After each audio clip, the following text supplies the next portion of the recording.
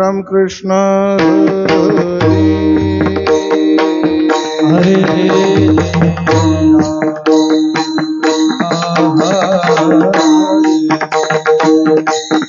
जय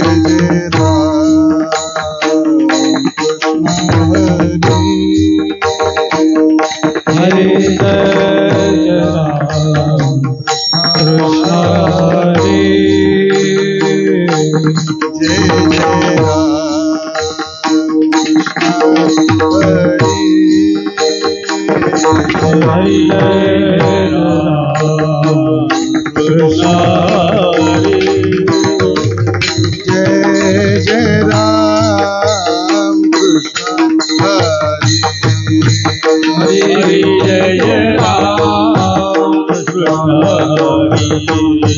हरे जय राम कृष्ण हरे जय जय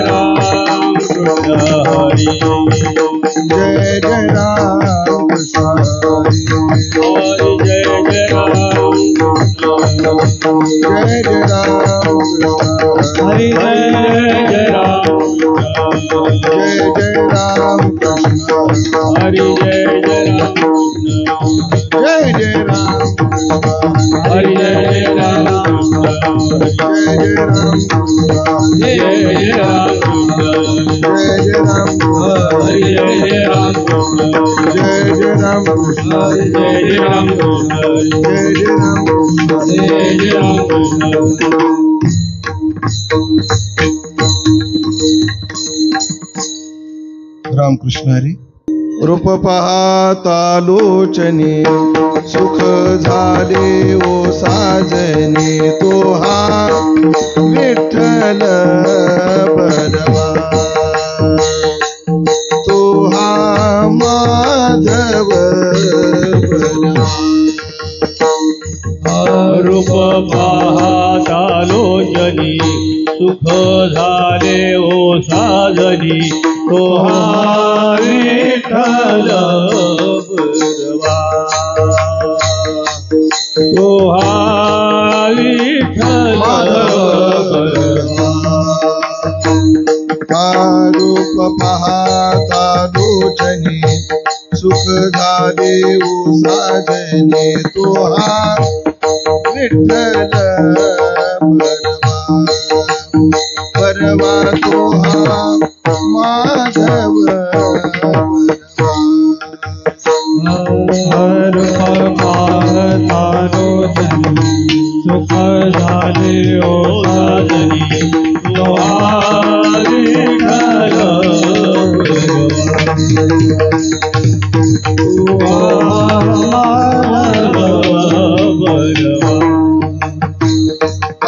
बहुता सुखरूपाची जोडी म्हणून विठ्ठली आवडे तो हा विठ्ठल बलवा तो हा माधव बलवा. बहुता सुखरूपाची जोडी म्हणून विठ्ठली आवडे तो हा विठ्ठल तू हा माधव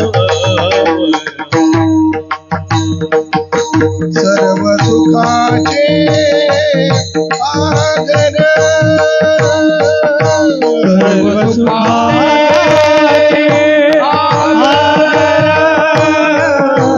सर्व सुखाचे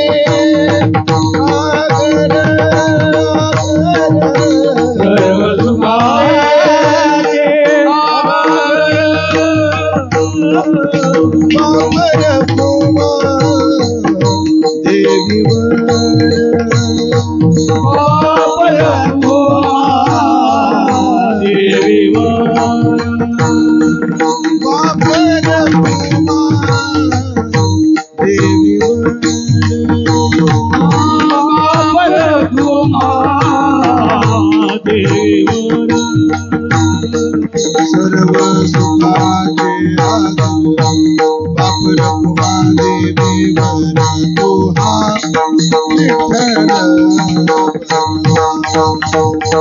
बलवा तुहा माधव गर्व दुखाचे आगर पापर कुमादेवर सोहा विठ्ठल आवा माधव जय जय राम कृष्ण हरि जय राम हरि जय जय राम कृष्ण हरि जय जय राम जय जय राम कृष्ण जय जय राम कृष्ण जय जय राम कृष्ण हरि जय राम राम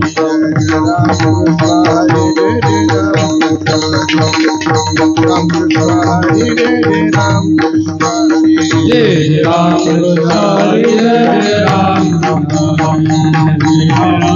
हरि जय राम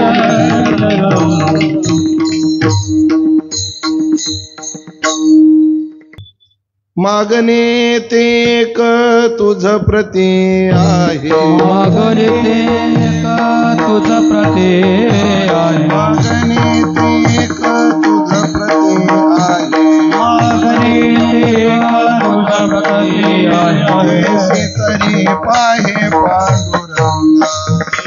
तरी पाहे पांडुरंगा तरी पाहे पांडुरंगा तरी पाहे पांडुरंगा मागणे ते एक तुझ प्रती आहे मागणे का तुझ प्रती आहे मागणे ते एक तुझ प्रती आहे तरी पाहे पांडुरंगा तरी पाहे पांडुरंगा तरी पाहे पांडुरंगा संतासी निर्वी हेची माझ देई या संगाची निर्वेची मदे या संतासी निर्वी हेची मज देई या संताची निर्वेची मदे आणि तुझे काही न मगे तुझ तुझे काही न मागे तुझा आणि तुझे काही न मागे तुझा कामने आता उदार तू होई तुझ्यामध्ये आता उद्धार होय कामने आता उदार तू होई तुझ्यामध्ये आता उद्धार होय देवी बाई संताशिया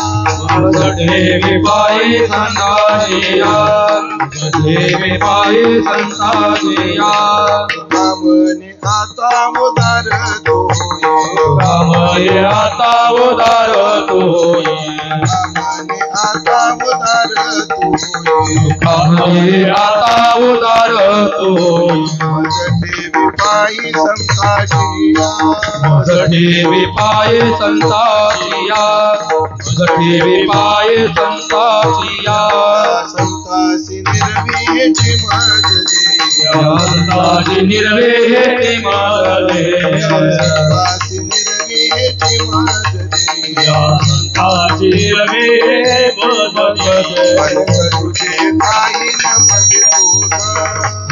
तुझे काही न मगे तुझे काही न मागे तुझ अनेक तुझे काही न मागे तुझ डोबार कुमारी विठोबा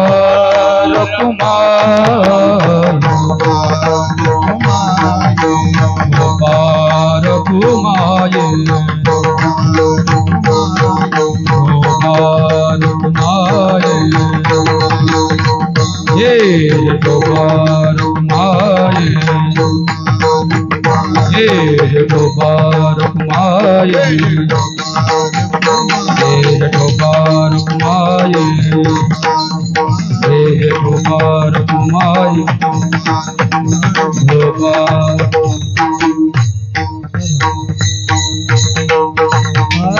मागते का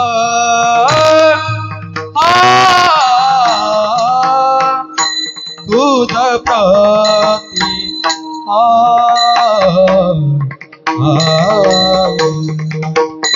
मागणे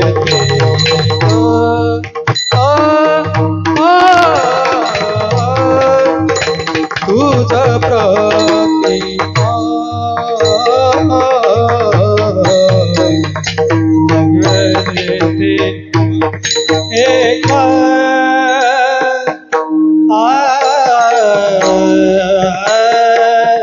मागणे एका तुझ प्रते एका तो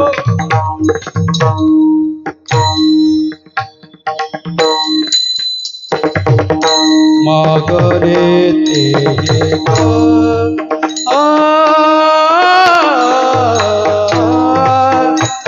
तुझ प्रते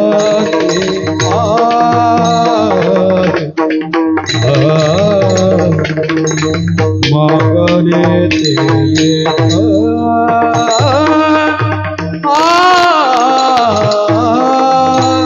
तुझ प्रति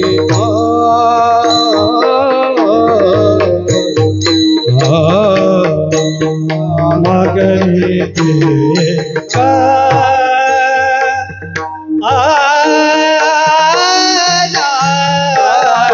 तुझ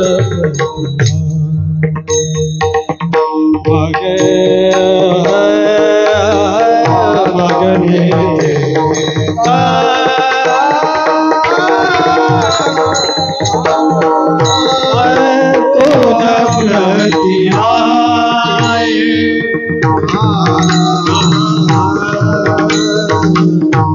देशी तारी पाहे पांडुरंग देशीला तारी पाहे पांडुरंग पांडुरंग या संतास निरवे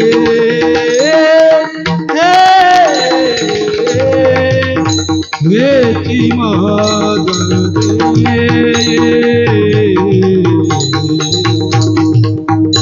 या संतास निरवे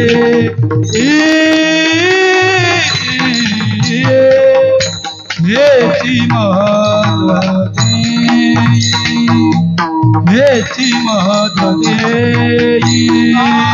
देशीला तारी पाय पांडुरंगा देशीला तारी पाय पांडुरंगा या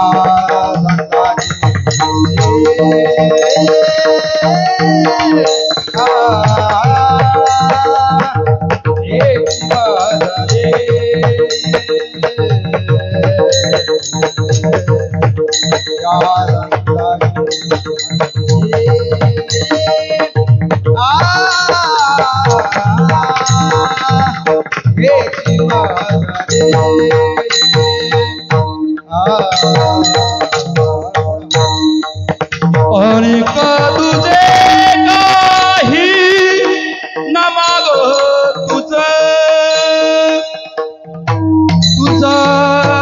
अनेक तुझे काही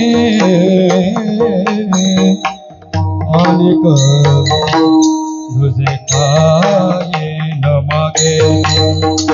न मागे तुझ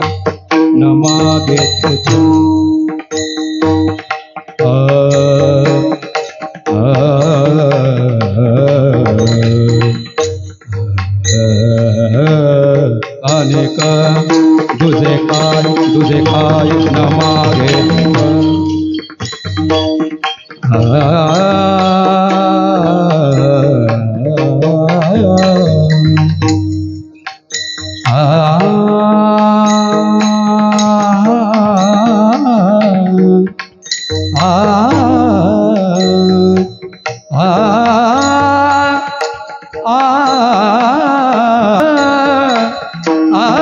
अनेक तुझे काही न मागे तू न मागे तू न मागे तू न मागे तू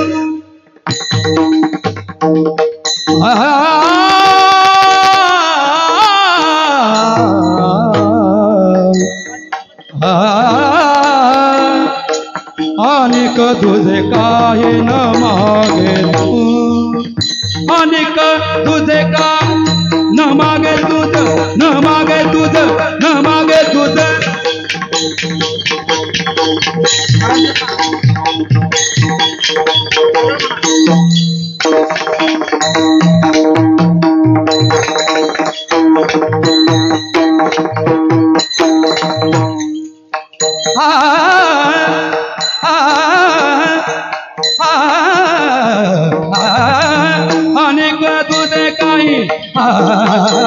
अनेक तुझे काही आणि तुझे काय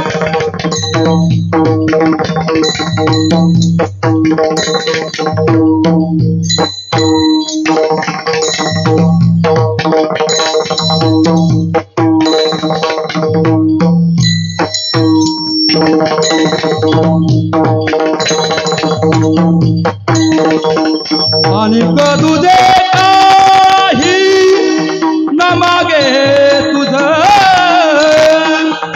अनेक तुझे काही न मागे तुझ न मागे तुझ या संताचे निरवे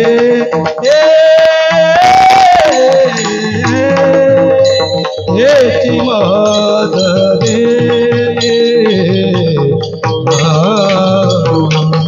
या संताचे निरवे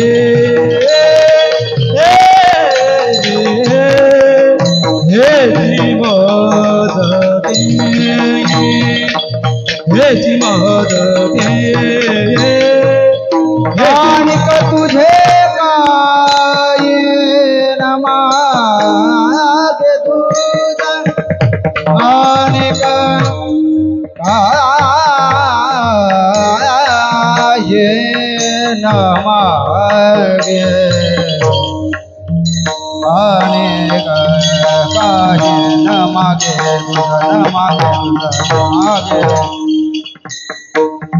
अनेक काय न मागे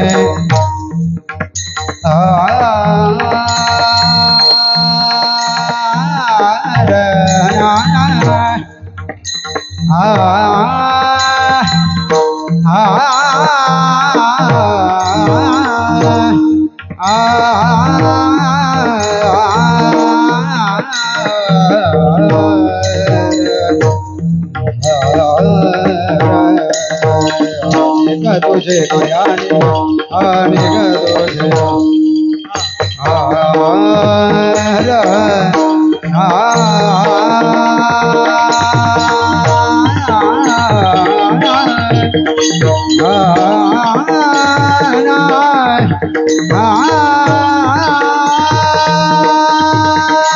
अनेक तुझे तुझे काही न मागो तुझ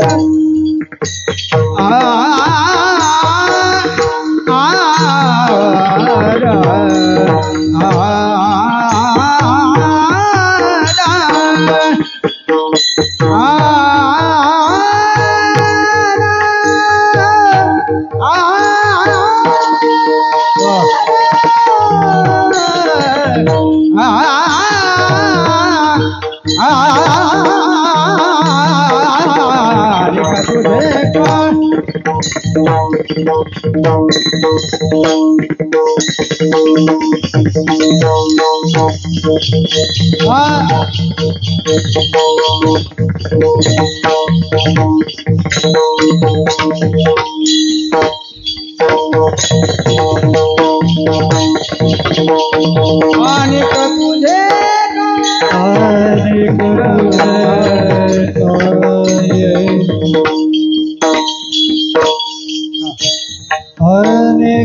तुझे काय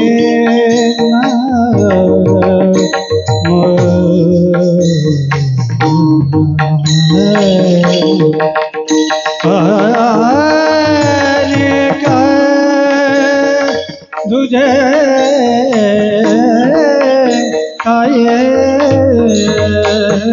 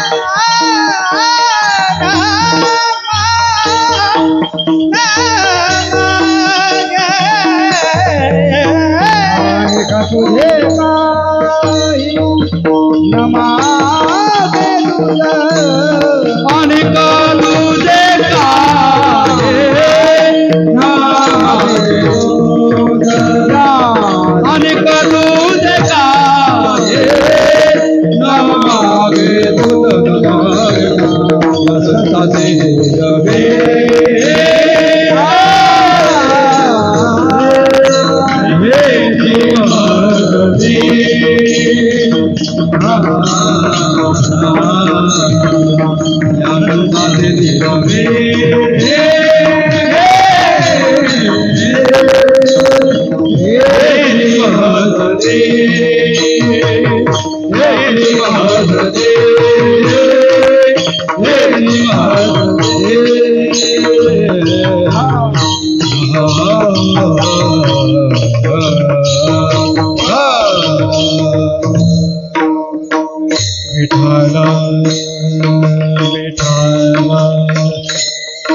विठ्ठला विठ्ठला विठ्ठला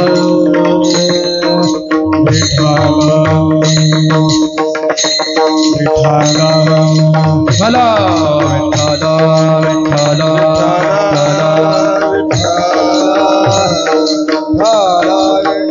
गाडी वाजवा भजन विठ्ठला विठ्ठला विठ्ठला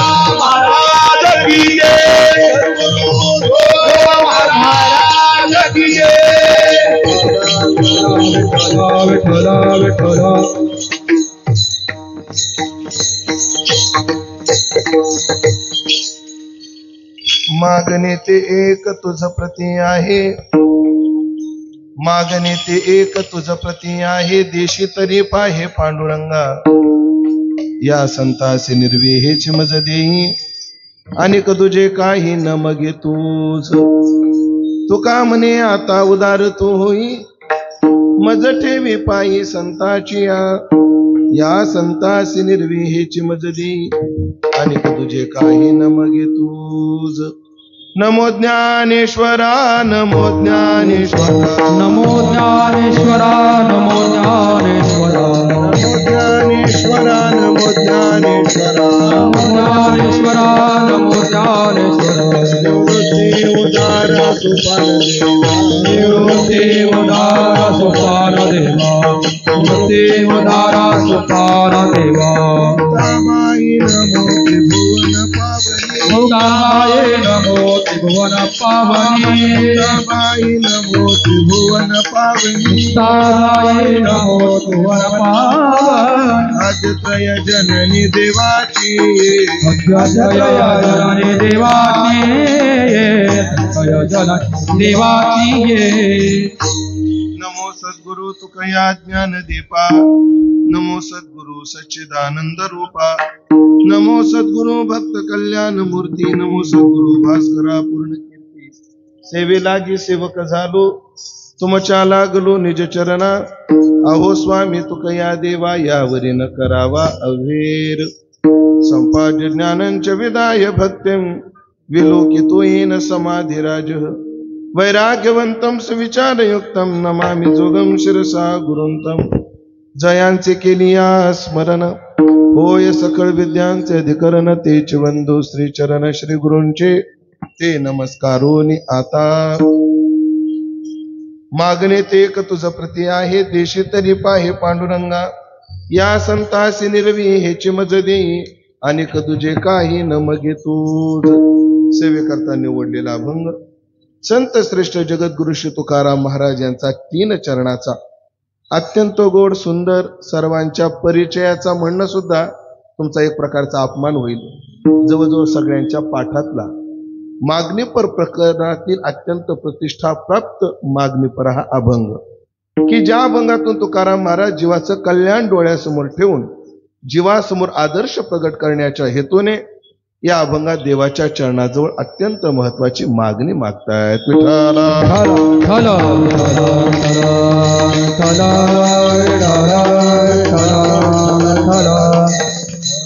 उपस्थित सर्व भाविक सज्जन वैष्णव गुणीजन महाराज मंडळी यांच्या पावन आणि गोड उपस्थितीमध्ये विश्वमाऊली ज्ञानोबाराय यांच्या पावन दरबारात श्री संत ज्ञानेश्वर माऊली मंदिर सेवा मंडळ कोपरखैरणे नवी मुंबई यांच्या विद्यमानाने गेल्या 32 वर्षापासून वैकुंठवासी स्वर सम्राट कीर्तन सम्राट परमपूज्य प्रातस्मरणीय बाबा महाराज सातारकर यांच्या प्रेरणेतून आदरणीय अनंता महाराज यांच्या प्रेरणेत मार्गदर्शनाने सर्व परिसरातील भाविक मंडळी यांच्या सहकार्याने विश्वस्त कमिटी आदरणीय बबनराव लक्ष्मणराव सपकाळ यांच्या अध्यक्षतेखाली जे आपलं श्री संत ज्ञानेश्वर माऊली मंदिर सेवा मंडळ कार्य करतं, या मंडळाच्या माध्यमातून तथा उत्सव कमिटी या वर्षीची त्याचे अध्यक्ष आदरणीय जयवंतराव शेळके यांच्या अध्यक्षतेखाली यावर्षी हा उत्सव संपन्न होतो आहे.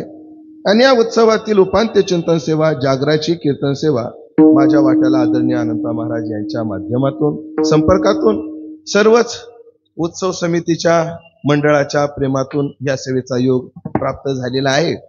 तरी ज्ञानोबाराय तुकोबाराय जशी बुद्धी देतील तसं मी अभंगाचे चिंतन करण्याचा प्रयत्न करणार आहे. ही चिंतन सेवा पूर्णत्वाकडे जात असताना आदरणीय श्री जे आपल्याला व्यासपीठ चालक लाभले असे आमचे धोंडीराम महाराज यांची उपस्थिती आहे. महाराष्ट्रातील ख्यातनाम कीर्तनकार पण आज योगायोगाने त्र्यंबकची वारी करून माझ्यासोबत आलेले ज्ञानेश्वरी ज्यांची पूर्ण पाठ आहे आणि संस्थेचे 4 वर्ष ज्यांनी गोड अभ्यासक्रम केला अशा हरिभक्तीपरायण सन्मित्र राजूजी महाराज दराडे यांची उपस्थिती आहे. सर्व टाळकरी मंडळी गुणीजन मंडळी यांची उपस्थिती आहे. मुंबईतील माझ्यावर प्रेम करणारी अनेक मंडळी त्यात आमच्या आदरणीय हरिभक्तीपरायण बाळकृष्ण महाराज शिंदे आदी करून सर्वच मंडळी यांची उपस्थिती आहे. या सर्वांच्या चरणी नतमस्तक होतो आणि अभंग चिंतनाच्या दृष्टीने माझा चिंतनाचा प्रवास चालू करतो. आज आपल्या उत्सवाचा उपांत्य दिवस आहे. तुमचे चेहरे मला सांगताय तुम्ही किती थकलेले आहात. दिंडीत नाचून नाचून तुम्ही दमून गेलेले आहात.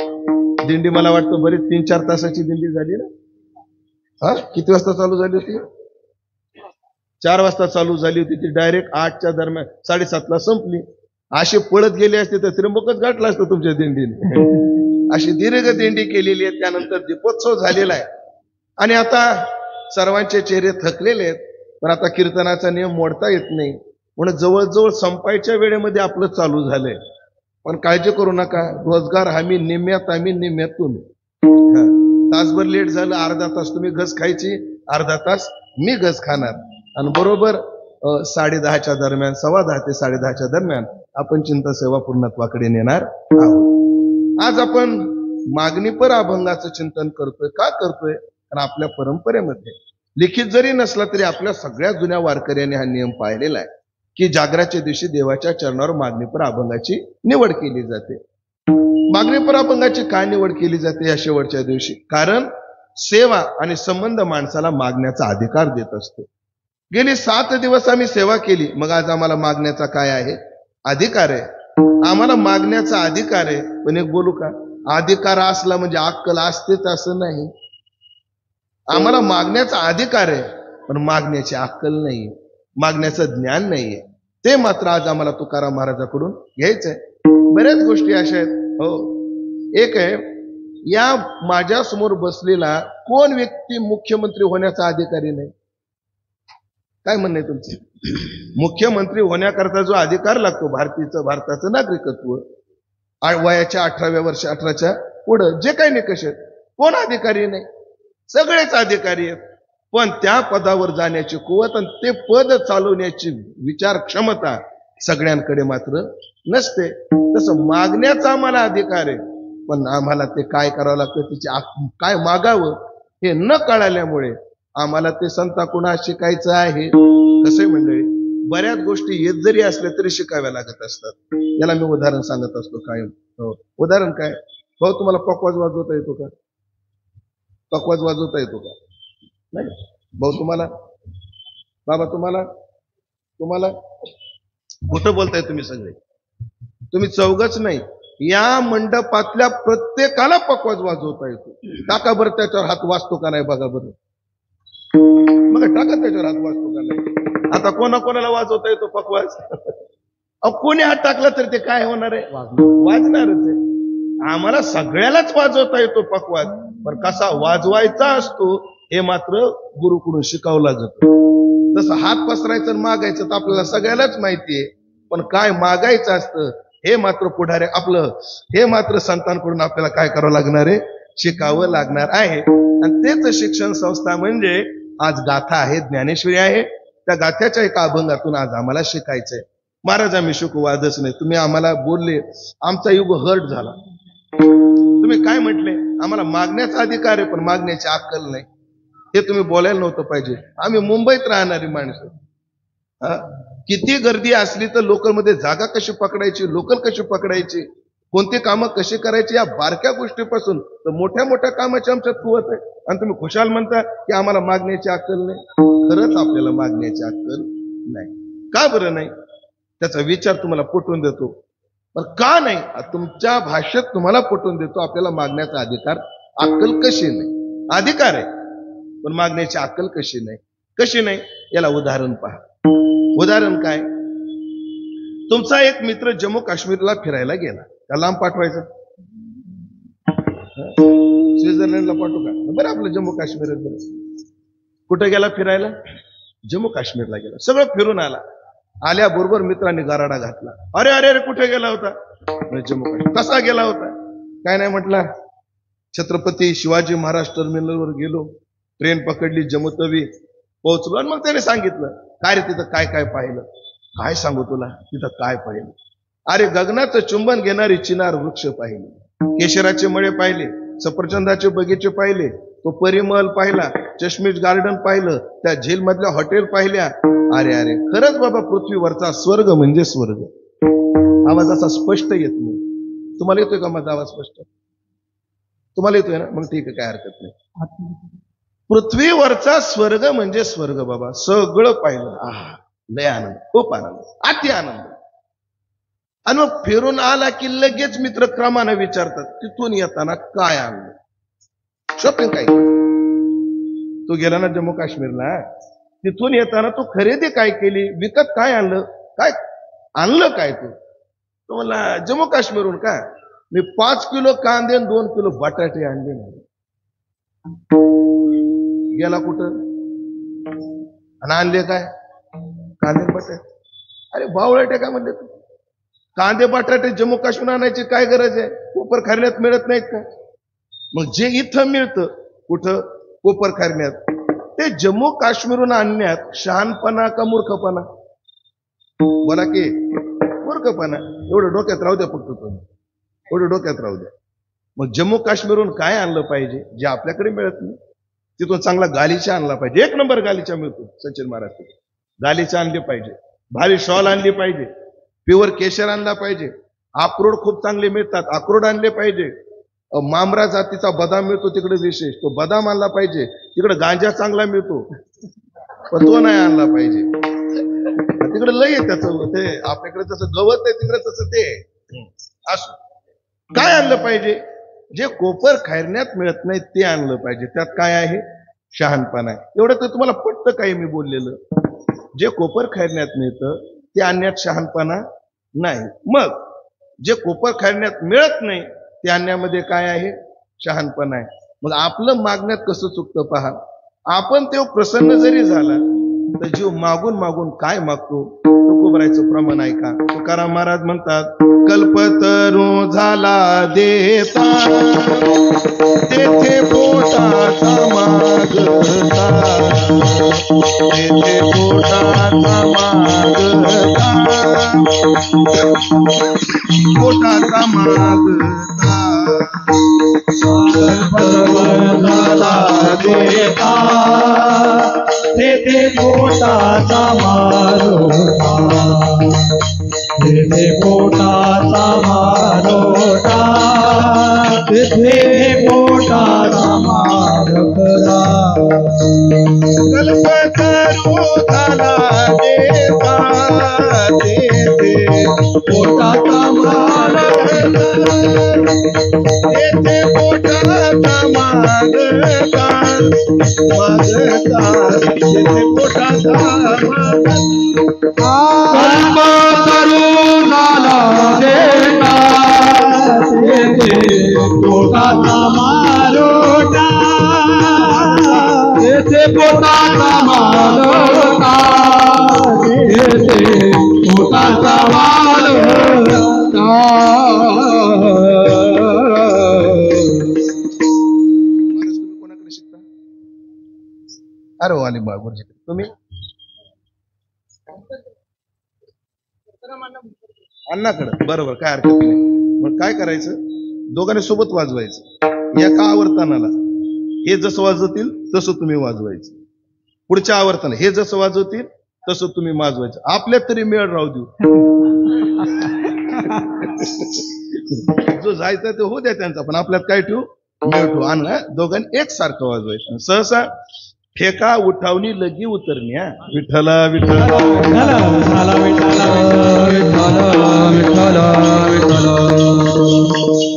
काय गोड महाराजांचं प्रमाण आहे देणारा कोण आहे कल्पतरू झाला देता देणारा कोण आहे कल्पतरू शब्दाचा अर्थ आहे कल्पिल ते देतो झाड कल्पतरू न करी याचे की अवेरू महाराज म्हणतात म्हणेल ते देणारा झाड आहे तुकाराम महाराज म्हणतात ते झाड जरी मिळालं ना जो मागून मागून काय मागतो ते पोटाचा मागता पोटाच मागतो जो पोटाचं मागतो म्हणून काळ कोणताही असो वय कोणतंही असो पोटाचा प्रश्न कोणाला सुटलेला नाही कोणाला पोटाचा प्रश्न सुटला नाही कोणाला सुटलेल्या पोटाचा प्रश्न सुटला नाही माझ्याकडेच पाहिलं पाहिजे असं काही नाही असं काय माझ्याकडे डोळे वाटरून बघा तुम्ही असे बरेच जण आहेत प्रश्न सुटलेला नाही कल्पतरू झाला देता तेथे पोटाचा मागता जीव मागून मागून देवाकडे कधी अन्न मागतो कधी मान मागतो तर कधी धन मागतो हे आम्हाला संसारात मिळत नाही का मग मगाचं उदाहरण ध्यानात ठेवा जे कोपर खाण्यामध्ये मिळतं ते जम्मू काश्मीर आणण्या शहाणपणा नाही तद्वत मंडळी जे प्रारब्धानं आणि प्रयत्नानं संसारात मिळतं ते देवाजवळ मागण्या शहाणपणा नाही विठ्ठला विठ्ठला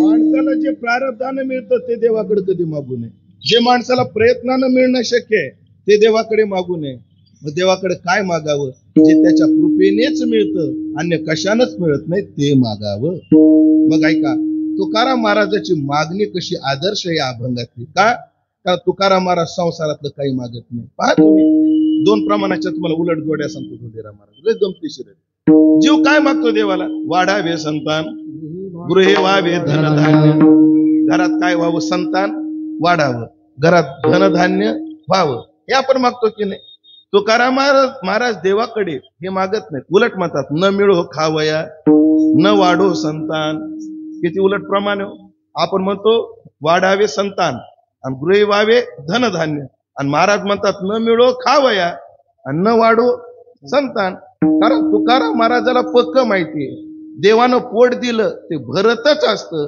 आणि मुलं जन्माला आली ती वाढतच असतात मुलं वाढवणं पुरुषार्थ नसतो वैकुंठवासी जगन्नाथांनाची आठवण झाली मला जगन्नाथांना म्हणायचे वाढवणं काय पुरुषार्थ लेकरं वाढवणं काय पुरुषार्थ अण्णांची जशाला तशी भाषा तुमच्या समोर मांडतो अण्णा म्हणायचे एरवी माणसाला आयुष्यभर प्रयत्न करून जेवढी मुलं होणं शक्य नाही ऐकताय ना एखाद्या माणसानं ठरवलं तरी जेवढी मुलं होणं शक्य नाही तेवढी लेकरं दुकरीनेला एकाच येतात होता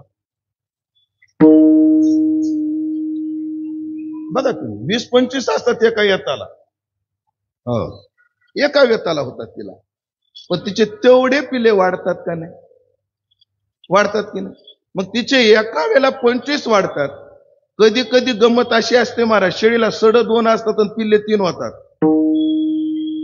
सड किती शब्द कळतात ना तुम्हाला सड ग्रामीण भागातून आलेले लोक. सडक 2 असतात आणि पिल्ले 3 असतात, तेही वाढतात. बरं काय काय वेळेला लेकरं जन्माला येतात तर माय मरते तरी ते वाढतात. मग तुकाराम महाराजाला पक्का माहितीये लेकरं झालेत ना ते वाढणारच आहे आणि देवानं पोट दिलंय ना त्याला खायला मिळणारच आहे. मिळतं का नाही? त्यातले त्यात महाराज तुकाराम महाराज ज्यांची बायको अन्ना वाचून मेली ते म्हणतात पोट भरतच असतं. त्या मानानं आपल्या अन्नाच्या बाबतीत किती प्रारब्ध चांगले, किती चांगलं प्रारब्ध. महाराज तुमचं वय 40-50 वय 50 दरम्यान 65. अरे वा जास्त. 40-50 वर्षापूर्वी तुम्ही अभ्यास करा गावाकडे. तुमचं गाव कोणतं? नारायणगाव. हा नारायणगाव. तुम्ही आठवा 40-50 वर्षापूर्वी 10व्याचा शिरा खायला लोक मरमर करायचे. तुमचं काय मत आहे? 10व्याचा शिरा खायला सुद्धा लोक काय करायचे? मरमर करायचे. महाराज मी आमच्या लहानपणचं सांगतो. आमच्या घरात सण असला तरच चपाती असायची आणि कोणी पाहुणा आला तर. पण पाहुणा आल्यानंतर तेही घरातला प्रमुख माणूस त्यांच्यासोबत जेवायचा आणि त्या दोघाच्या कचाट्यातून उरली तर लेकरांना चपात्या. खरंय का खोटं आहे? आमच्या लहानपणीचं दृश्य असं होतं.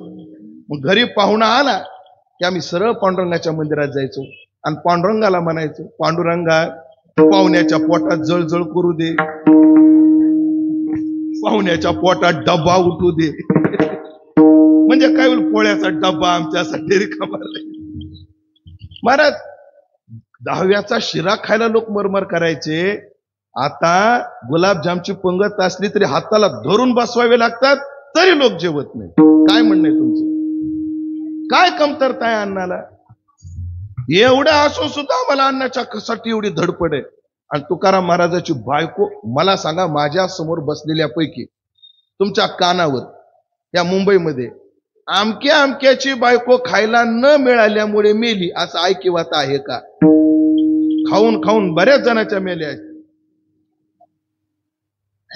पण खायला न मिळाल्यामुळे मेली का हो? नाही ना. मग तुकाराम महाराजाला पक्का माहिती पोट भरतच असतं, त्याला काय मागत बसायचं? संतान वाढतच असतं, त्याला काय मागायचं असतं? म्हणून तात्पर्य एक आहे, जे प्रयत्नानं मिळतं, जे प्रारब्धानं मिळतं त्याचा भार देवावर घालू नये. माणसाला जे कृपेनेच मिळतं ते देवाला मागावं. आणि काय जगात सगळं मिळेल, खायला मिळेल, प्यायला मिळेल, अन्न मिळेल, वस्त्र मिळेल, मान मिळेल. मी मिळेल हा शब्द जरा चुकीचाच वापरतो की काय असं मला वाटतंय. अन्न मिळेल, मान मिळेल, प्रतिष्ठा मिळेल. मिळेल का? मिळालेलं आहे. अन्न वस्त्र माणसाला जगायला काय काय लागतं मोजा. अन्न, वस्त्र, निवारा, मोबाईल आणि चार्जर. ह्या जीवाच्या मूलभूत गरजा ह्या मिळाल्या, ह्या मिळवायच्या का आम्हाला मिळाल्या? मिळालेलंच आहे ना. हे काय हे मिळालेलंच आहे आम्हाला. कोणाला खायला मिळत नाही मला सांगा? कोणाला राहायला घर नाही, कोणाला अंगभर कपडा नाही, सगळं आपल्याला आहे. म्हणून हे प्रारब्धेची भरे पोट तुका करीना बोभाट, अन्न मान धन हे तो प्रारब्धाधीन. म्हणून प्रारब्ध साध्य महाराज मागत नाही. संसारात सगळं मिळतं, संत मात्र त्याच्या कृपेशिवाय मिळत नाही. तुकोबाराय म्हणतात, बहु अवघड असे संत भेटी, बहु अवघड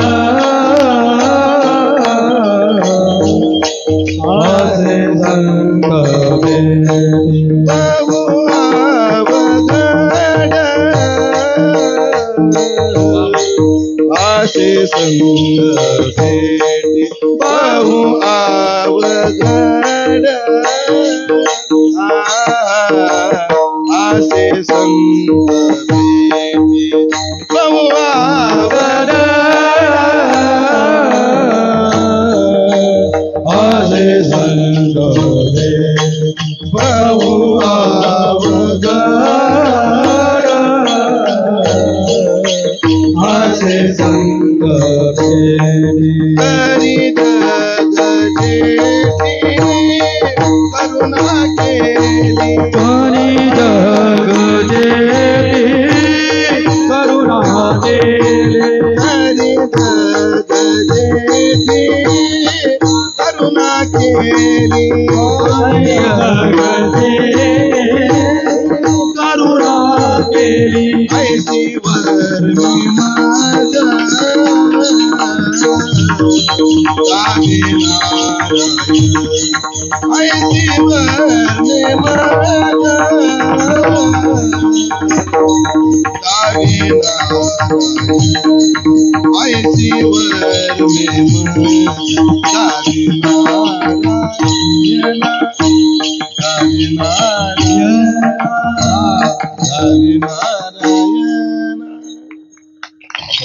बहु अवघड असे संत भेटी मोठी अवघड आहे. महत संगस्तु दुर्लभो अगम्यो अमोघष्ट. बहु अवघड असे पण तरी जगजेठी करुणा केली. आता नारद भक्ती सूत्रातलं सूत्र पहा आणि तुकोबरायचं प्रमाण पहा कसं जोडून आहे. मत संगस्तु दुर्लभो अगम्यो अमोघष्ट. इकडं पूर्वार्ध घ्यायचा. बहु अवघड असे संत भेटी. आता इथं काय उत्तरार्ध तरी जगजेठी करुणा केली आणि तिथं सूत्र आहे लभ्यते तत्कृपयैव. तो सत्संग प्राप्त होतो देवाच्या कृपेने. म्हणून जगद्गुरु तुकोबाराय देवासमोर उभे राहिले आणि त्यांच्या लक्षात आलं ह्या बाकी मागण्यात काही मजा नाही. महाराज उभे राहिले मागायला. पण एक सांगू का, मोठी माणसं किती खाली आली तर आपला बाणा कधी सोडत नाही. जो बाणेदारपणा असतो ना तो कधी सोडत नाही. काय ते जुने कीर्तनकार दृष्टांत सांगा. एका गावात पाऊस पडला वेड्याचा. जो जो पावसामध्ये भिजला तो वेडा झाला. त्याच्यात फक्त प्रधान आणि राजा भिजले नाही. बाकी सगळं गाव काय झालं वेड झालं.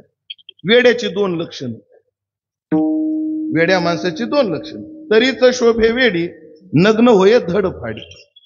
जे चांगले कपडे फाडत त्याला काय म्हणतात वेडा. आणि वेड कोणाला म्हणायचं अजून तुम्हाला वेड्याची व्याख्या सांगतो. ज्याला शहाणं बघवत नाही त्याला वेड म्हणायचं. मूर्खांना शहाणी माणसं कधीच बघवत नाहीत. असो हे वेड्याचं लक्षण आहे. त्याला चांगली माणसं काय होत नाहीत. शिवाजी बुवा वेड्या माणसाला शहाणी माणसं बघवत नाही. ते सगळं गाव वेडं झालं आणि सगळं गाव राजवाड्यावर पळत यायला लागलं. राजानं प्रधानाला विचारलं प्रधानजी आता कसं. राजाला प्रधानजी म्हटले तुम्हाला जगायचंय का मरायचं. जगायचंय मला. मग जर वेड्याच्या तावडीतून जगायचं असेल तर वेड्यात वेड्यासारखं आपल्याला राहावं लागेल तर आपण जगू.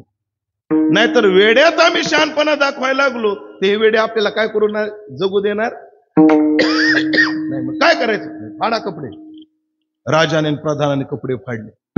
वेडे जसे पळायचे तसा राजाही पळायचा.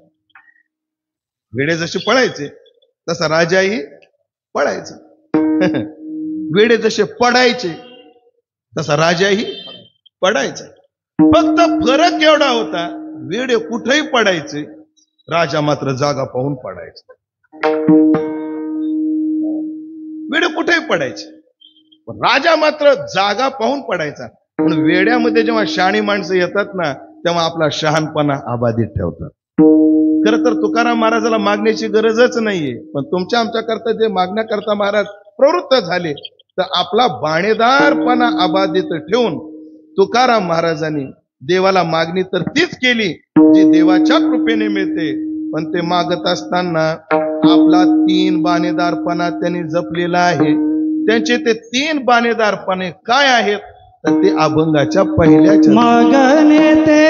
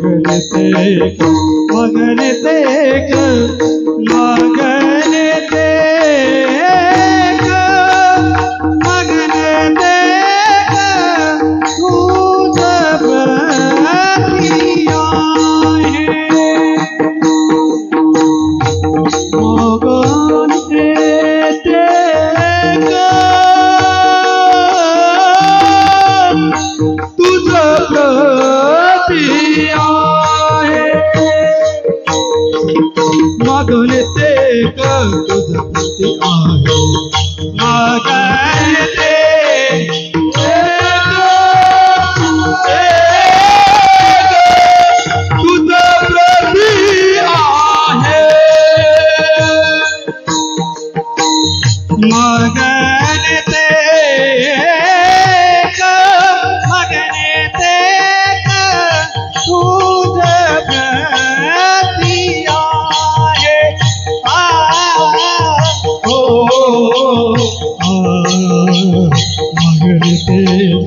मगन ते मगन ते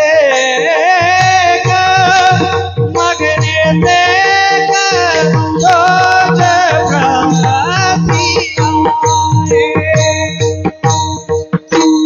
मगन ते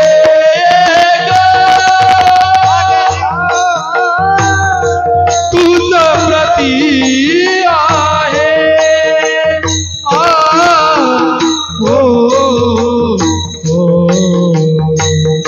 मगन ते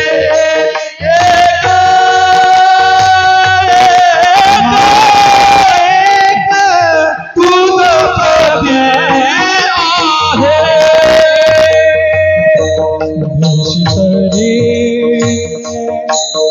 आहे देशी करी पाहे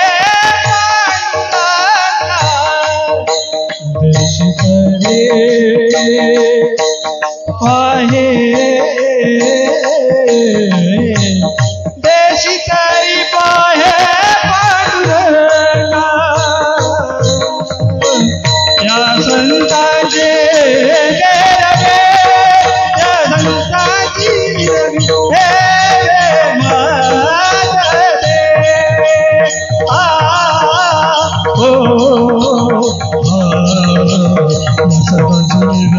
या संतांची निरवी या संतांचे रवे या संतांची निरवी हे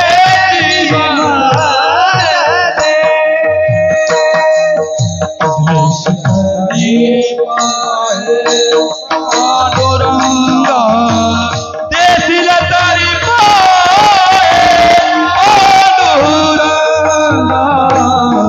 देशील तरी पाहे पांडुरंगा देशील तरी पाहे पांडुरंगा या संतांचे या संतांची निरवी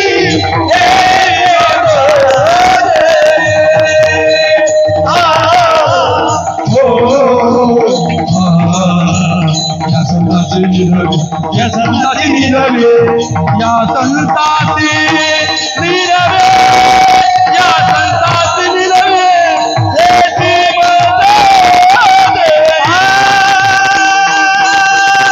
मगन ते तुझ प्रती आहे देशी तरी पाहे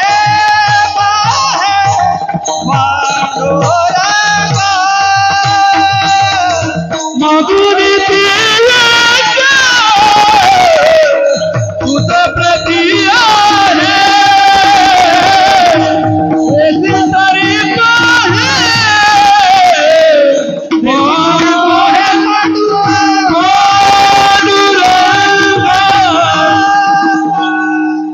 स्वभावात नसताना तुमच्या आमच्या करता मागायला प्रवृत्त झाले, पण आपला बाणेदारपणा नाही सोडला.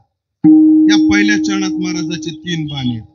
किती बाणेदारपणा आहे बघा या मागण्यात. पहिल्या चरणात पहा, मी सांगतो तिथे 2-2 मिनिटं नकळत थांबायचं, स्वल्प विराम द्यायचं. मागणे ते एक आहे, एक वाक्य घ्या. मागणे ते तुझ प्रती आहे, हे दुसरं वाक्य घ्या. आणि देशील तरी पाहे, हा तिसरं वाक्य घ्या.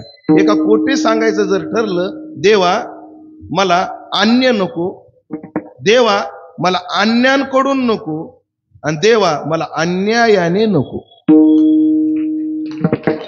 मला अन्य नको, एकच पाहिजे. जे माझी इच्छा ना तेवढं, आणि काही नाही मागणे, अन्य मला काही नको, एकच पाहिजे. बरं ते दुसऱ्याकडून आहे, तुझ्याकडूनच पाहिजे. तुझं प्रती आहे, कोणाप्रती नाही माझं मागणं, तुझं प्रती आहे. आणि देवा देशील तरी पाहिजे, ते अन्याय नको, तुला जमलं तर दे, उगं कुठून देऊ नको गो, मोकळ्या मनानं असेल तो होऊ दे. या 3 गोष्टी आहेत. या एक एक मुद्द्याचा आपण तास तास विचार करू. आपलं 5-5 मिनिटं विचार. पहिला मुद्दा, मागणे ते एक आहे, अन्य नको मला. कारण अन्यात काय हे आम्हाला कळाले. येरती माईके दुःखाची जनिती आहे आणि न लगे माईक पदार्थ. आम्हाला कळाले. तू का म्हणे त्याचे कळले आम्हा वर्म. आम्हाला त्याचं वर्म कळाले. पण ऐकलं का ज्ञानोबराले गोड बोलले का? आपलं भगवान फार गोड बोलले. न ते शो रमते बुधा. बुद्धिवान माणसं त्यात रमत नाहीत म्हणे. कशामध्ये रमत नाही? यो ही संस्पर्शजा भोगा. हे स्पर्शादी विषय आहेत ना संसारातले भोग, याच्या शानी माणसं रमत नाही. आम्ही रमलो याचा अर्थ आम्ही बावळट आहे. ज्ञानोबाने आमचे बावळटपणा काढलाय. काय किजती मूर्ख न सेविता न सरे. माझ्या समोर जेवढे बसलेत ना तेवढे संसाराला कंटाळेत, पण एकाला सुटाला माझ्या सगट खोटं नाही बोलायचं देवाच्या दारात. खोटं नाही बोलायचं. वैतागलात का नाही तुम्ही संसाराला? कुठून देऊ का? ज्यांचं लग्न झालं त्यांनी हातवर करा बरं.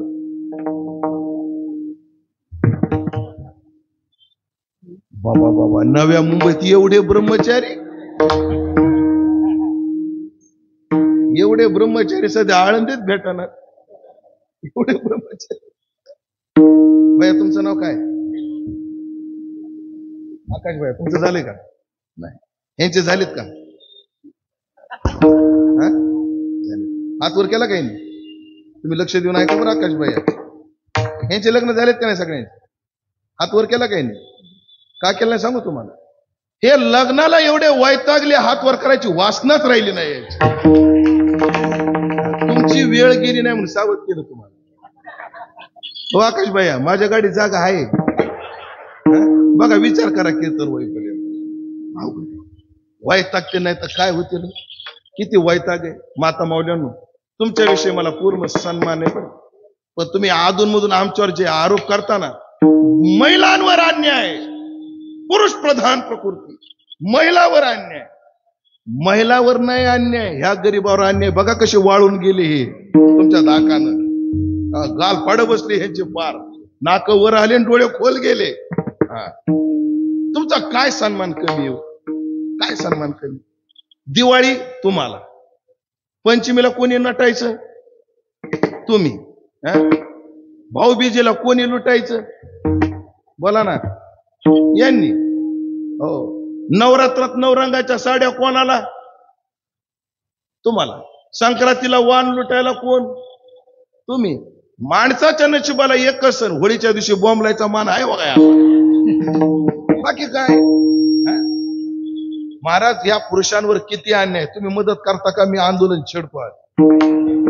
फक्त तुम्ही मदत करा, नाही तर मी पुढे गेलो येताना मागं निघून जाता तुम्ही. किती अन्याय पुरुषांवर. पटवून देऊ का तुम्हाला? प्रवासाला निघालेला पुरुष, बायकोला घेऊन प्रवासाला निघालेला पुरुष. बघा उदाहरणार्थ एक पाहू आपण. किती अन्याय. पुरुष बायकोला घेऊन जेव्हा प्रवासाला निघतो तर पिशवी कोणाकडे असते? तुम्ही मदत करा बरं. तुम्ही असं माग पळू नका आता. मी आंदोलन छेडले, मी हिम्मत केली, फक्त तुम्ही साथ द्या मला. आणि मी तरी हिम्मत का केली? मला बायको नाही म्हणून. काय हिम्मत होत ते करायचं आंदोलनच्या टाइम. फक्त तुम्ही मला मदत करा. पुरुष जेव्हा बायकोला घेऊन प्रवासाला नेतो तर पिशवी कोणाकडे? पुरुषांना. बरं पिशव्या जर 2 असल्या, एक जड आणि एक हलकी, तर जड कोणाच्या बोकांडू? स्टँडवर गेल्यावर एसटीची चौकशी कोणी करायची? पुरुषांना. एसटी आल्यावर पळत जाऊन जागा कोणी धरायची? पुरुषांनी. बरं जागा जर एकच भेटली तर बसायचं कोणी? बोला ना. महिलांनी. आणि जागा जर 2 भेटल्या तर खिडकीच्या बाजूला हवा घ्यायला कोण? आणि एसटीतल्या लोकांच्या घामाचा वास घ्यायला कोण? अन्याय कोणावर? बरं प्रवासाला कंडक्टरला तिकीट फाडायचं कोणी? तिला जर लोणावळ्यात गेल्यावर चिक्की खावा वाटली, ती चिक्की आणायची कोणी? कळंबोलीजवळ भेळ खावा वाटली तर भेळ द्यायची कोणी? त्यांनी. आणि एवढं खाऊन तिला कुरकुरे खाऊ वाटले तर कुरकुऱ्याचं पुढं आणायचं कोणी? पुरुषांनी. तिला पाणी प्यावं वाटलं, थंड पाण्याची बाटली आणायची कोणी? पुरुषांनी. आणि एवढं खाऊन तिच्या पोटात डचमळलं, ती जर घाटात वकली तरी तिच्या शेजारी कोणी बसायचं? शिंदे महाराज, बंकट स्वामीच्या नारळी सप्ते ते उदाहरण मी सांगत होतो. तिच्या शेजारी कोणी बसायचं? चोपदार म्हणला, महाराज का पुसाव बी लागत म्हणला. बसवा नाही लागत, कधी कधी पुसाव बी लागत म्हणला. बरं, एवढं करून पाहुण्याच्या घरी गेले, तर पाहुण्याच्या घरून निघताना साडी कोणाला? मावशाओ, कोणाला? यांच्या नशिबाला एवढ्या एवढा रुमाल, नाक पुसाय पुराणा ते रुमाल. मजा कोणाची? अजून वनवास संपला नाही आपला. तुम्ही घाबरू नका ना, तुम्ही घाबरता का? पुन्हा परतीच्या प्रवासात ह्याच्या पाहुण्याकडे जर गेलेला असला तर तुमचे पाहुणे माझ्याशी कसे चुकीचे वागले हे ऐकत यावं लागत. आणि हिच्या पाहुण्याकडे जर गेलेला असला तर तुम्ही माझ्या पाहुण्याशी कसे चुकीचे वागले हे ऐकत यावं लागत. हे तोडीन किरवाणी भैरवी अभी बाकी आहे, अभी बाकी. एवढा ताण देते महाराज, तरी घरीच आणावं लागत. जसा माणूस म्हैस डोंगरावर चारायला येतो, ती किती उधळू, ती कोणाच्या धनावर पडू, तरी म्हैस कुठं आणावं लागत? घरी. तसं बायकोनं किती त्रास दिला, तिला घरीच आणावं लागतं. कोणाला? म्हशीला कोण म्हणलं? ए बाबा, दृष्टांत सिद्धांत एकूण मला अडचणीत आणू नका तुम्ही. म्हैस म्हणलं कोणतरी, बायकोला घरी आणावं लागत. आणि घरी आल्या आल्या ती पिशवी ठेवीत नाही, फेकीती. माझ्याकडे बघा आता काय करते पिशवी? भैरवी आता फेकीती आणि असे हात जोडीती. मग याच्या नंतर तुमच्या सोबत कुठंच कशा अनुभवाचे बोल बोलायला बघा बरं, कशा अनुभवाचे. आणि पुन्हा म्हणता पुरुषावर अन्याय, महिलांवर अन्याय. कोणावर आहे अन्याय? कोणावर? मग एवढ्या वैतागाच्या आकाश भैया ध्यानात राहू द्या, तुम्ही तुमच्यासाठी एवढं केलं. तुम्ही गाफील राहू नका बाबा, मी तुमच्यासाठी एवढा विस्तार केला. म्हणून संसारामध्ये दुःख आहे. अहो, महाराजाचा शब्द किती गोड आहे.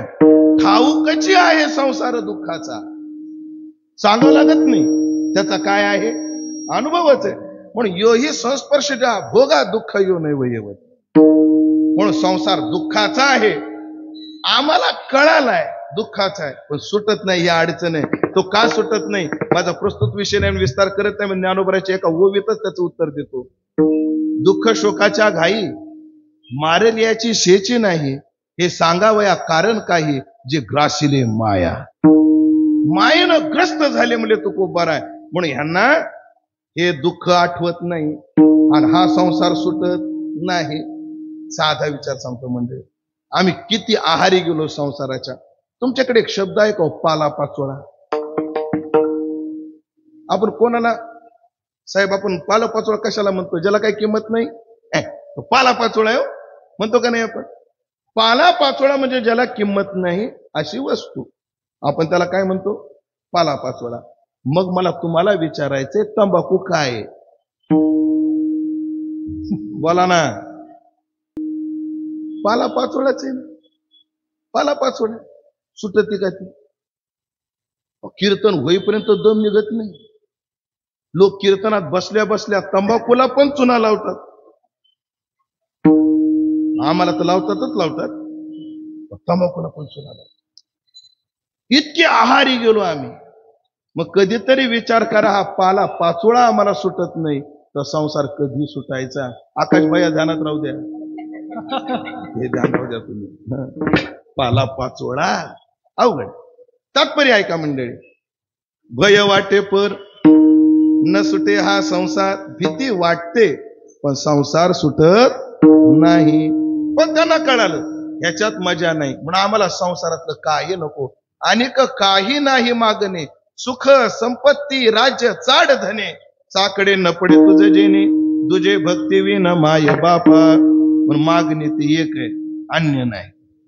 तुझं प्रती आहे, आम्ही दुसऱ्याला मागणार नाही. आम्ही आमच्या जीवनाचा नियमच केला, मागणे ते तुझं मागू, मागणे ते तुझ मागो जीव भाव तुझ सांगो, लागो तरी लागो पाया तुमच्या दातारा. देवा आम्ही तुलाच मागणार. तुलाच का मागणार? नाथांनी एक आंधळ्या पांगळ्यात आम्ही देवालाच का मागणार याची लय गोड कारण आपल्याला सांगितली. दाते बहुता सती परी न देते साचार. काय गोड आंधळा पांगळ्या नाथाचा. मी चरण पूर्ण म्हणतो आणि मग त्याच्यातले मुद्दे सांगतो. दाते बहुता सती परी न देते साचार, माग त्याची आशा थोर तेने न घडे विचार, सम घेणे सम देणे या नाही प्रकार, लाजिरवाने जिने दोघाचे धर्म अवघा आसार, तैसा नवे दाता माझा जनार्दन उदार. नाथबाबा बोलले दाते बहुत असते, दाते बहुत असते. तुम्हाला एक सांगू मंडळी, किती दाते या जगात. ऐका, मागणारे कमी आहेत, एवढे देणारे त्या जगात. खरंच आहे, देणारे एवढेच मंडळी, फक्त मागणारे नीट आणत नाही तर नीट खर्चित नाही म्हणून देणारे कचकतात. जगात दाते खूप आहे. काय महाराज, नुसतं राम मंदिर ही संकल्पना डोळ्यासमोर आली, हजारो कोटी एका काही तासात जमा झाले. सहज झाले नव्हतं. देणारे कमी आहेत. काय दातृत्ववान मंडळीत मंडळी. एक जाऊ द्या, अंबानीनं 33 कोटीचे दागिने दिले, हा चर्चेचा विषय होत नाही. हा चर्चा. दातृत्व कसं असतं तुम्हाला सांगतो. जोग महाराजाची शताब्दी होती, लय घटना ऐकण्यासारखी ऐकण्यासारखी. जोग महाराजाची शताब्दी पहिली 2017ची संस्थेची शताब्दी. आणि आपलं पुण्याजवळ नाही का थेऊर संस्थान गणपती, थेऊर संस्थांनी पंक्तीमध्ये बिस्लरी बाटल्या आणल्या वाटायला. आम्ही स्वयंपाकघरात होतो त्या सेवेमध्ये. बाबा काय आणले? बिस्लरी बाटल्या. बरं ते बॉक्सच्या बॉक्स आले, फाडले, पुष्टे टाकले, बाटल्या लोकांनी पिल्या. लोक जेवून गेले तर सगळ्या मंडपात पुष्टेच झाले. एक कळकट कपड्यातला भिकारी आला आणि तो पुष्टे गोळा करायला लागला. बाबा बघा ते पुष्टे गोळा करतोय, आपलाच कचरा काढतोय ना, काढू दे म्हणून त्याने ते पुष्टे गोळा केले, भांगारवर नेऊन विकले. ऐका बरं घटना. त्याचे 535 रुपये आले आणि तो भिकारी 535 रुपये घेऊन आमच्या जवळ आला. मला महाराज त्या पुष्ट्याचे एवढे पैसे आले, या अन्नदानाला पावती काढा. माझ्या डोळ्यात पाणी आलं. म्हणजे खरा दाता आहे. दातृत्व याला म्हणतात.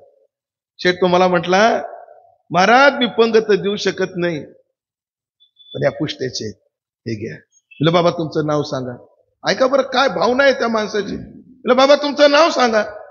ते महाराज हे पैसे माझे नाहीच तर मी माझं नाव का सांगू. माझ्या नित्यनेमाच्या बॅग मध्ये ती पावती अजून जतन आहे बाळकृष्ण महाराज. जोग महाराज कृपांकित पुष्ट्याचे पैसे म्हणून मी पावती फाडलेली होती. अजून देणारे या जगामध्ये जास्त आहेत, मागणारे कमी आहेत. दाते बहुत असते. पण नाथ महाराज म्हणजे एक अडचण आहे या जगातल्या दातांची. न देते साचार. शाश्वत कोण देत? शाश्वत कोण देतो? कोणी देत नाही. सगळे देणारे विनाशी. मी तुमच्या घरी आलो तर तुम्ही मला काय देता? किंवा तुम्ही माझ्या घरी आले तर मी तुम्हाला काय देतो? किंवा तुम्ही परस्पराच्या घरी गेले तर आपण परस्पराला काय देतो? एक कप चहा नाही, चहावर नाही, आज तुम्हाला चहावर जाऊ देणार नाही. एक प्लेट पोहे म्हणजे नाश्ता. अजून थोडे उदार झाले तर जेवण.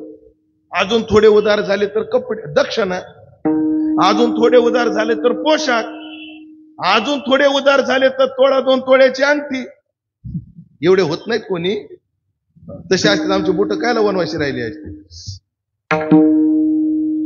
पण आपल्या औदार्याला मर्यादा आहे. पण काही जरी दिलं त्याच्यातलं शाश्वत काय? देवा जगातले दाते आहेत ना, ते शाश्वत देत नाहीत. म्हणून अन्याकडे मागणी नाही, मागणी ते एक तुझ प्रती. दाते बहुता सती परी न देते साचार. माग त्याची आशा थोर, तेने न खरे प्रकार. आता सन्माननीय नगरसेवक साहेब इथं कीर्तनात आहेत, अजून काही प्रतिष्ठित मंडळी असतील.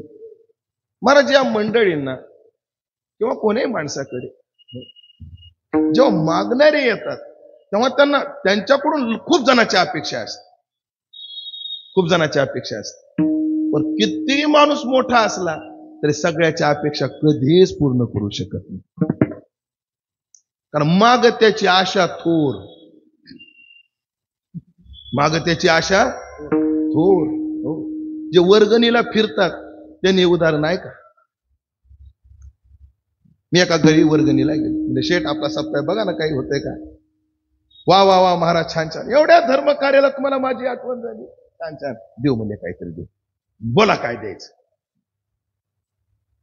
त्याच्यापेक्षा जाऊ द्या, सत्य घटना सांगतो. भांडुपला कीर्तन करू लागलो, भांडुपला आणि जोग महाराज शताब्दीच्या काळातलीच घटना आहे. म्हणलं जोग महाराज शताब्दी आहे, कोणी काहीतरी दातृत्व दाखवान द्या. कीर्तन झाल्यावर एक माणूस मला भेटला आणि महाराज तुम्ही जे आवाहन केलं ना त्याच्याकरता मला काही द्यायची इच्छा आहे. काही द्यायची इच्छा आहे, सांगा ना काय देऊ. तुमची काय इच्छा असेल ते द्या. नाही नाही पण एक आकडा बोला ना तुम्ही, एक आकडा बोला ना. मी आता मी काय आकडा बोलू, तुमची काय इच्छा, मला अंदाज काय येणार आहे. हो. आणि कपड्यावर त्याचा अंदाज येणं गेला हे नेमका कसा आहे. आणि सध्याच्या काळात कपड्यावर अंदाज यायचेच बंद झाले. कपड्यावर अंदाज येत नाही सध्या. झगपक कपड्यावाला भिकारी असू शकतो आणि फाडक्या कपड्यात सुद्धा श्रीमंत असू शकतो. अंदाज आहे ना. काय तुमची इच्छा नाही ना पण महाराज एक शब्द बोला ना. आणि मी हृदयात खून गाठ बांधून ठेवली, याला 11,000 रुपये मागायचे. किती? 11,000 रुपये मागू. शब्द टाकू, 11च्या ऐवजी 5 दे. 11,000 मागायचे असं काशीनाथ स्वामी मनामध्ये ठरवलं. पण परत त्याला म्हटलं एकदा डोचून बघू. तो म्हटला सांगा ना मला. नाही साहेब आता मी काय सांगू, तुमची इच्छा काय? म्हणे 1 लाख दिले तर चालते. मला बरं झालं दम धरली. बरं झालं वाट पाहिली. जर मी 11 म्हणलो असतो तर वाढवून किती वाढवले असते? 25. म्हणून दम धरण्यात लय मजा आहे, पण आमच्या बऱ्याच लोकांच्या ते लक्षात येईल. ज्यांच्या लक्षात आलं त्यांना येऊ द्या, बाकी काही आपले ताण घ्यायचा नाही. ऐका 1 लाख 11 द्यायला लागला की वाटतं 15 दिले असते. 15 म्हणलो असतो, 15 द्यायला तर 25 म्हणलो असतो तर अशा वाटत जाते की. एक लेकरू रडत होतो, लहान पोरगं होतं. बाळा का रडतो रे? बघा ना म्हणे महाराज माझे 10 रुपये हरवले. सकाळी पप्पा दिले. अरे 10 रुपयासाठी रडतो बाळा, थांब मी देतो. मी परत त्याला 10 रुपये दिले. मला वाटलं शांत होईल. आतापर्यंत मूळ रड, मग तो मोठ्याने रडायला लागला. म्हणजे तुला आता रडायला काय झालं? दिले 10 रुपये. नाही पहिली असते तर 20 रुपये झाले असते म्हणलं. असे मागणारे माग त्याची आशा थोर, त्याने न घडे विचार.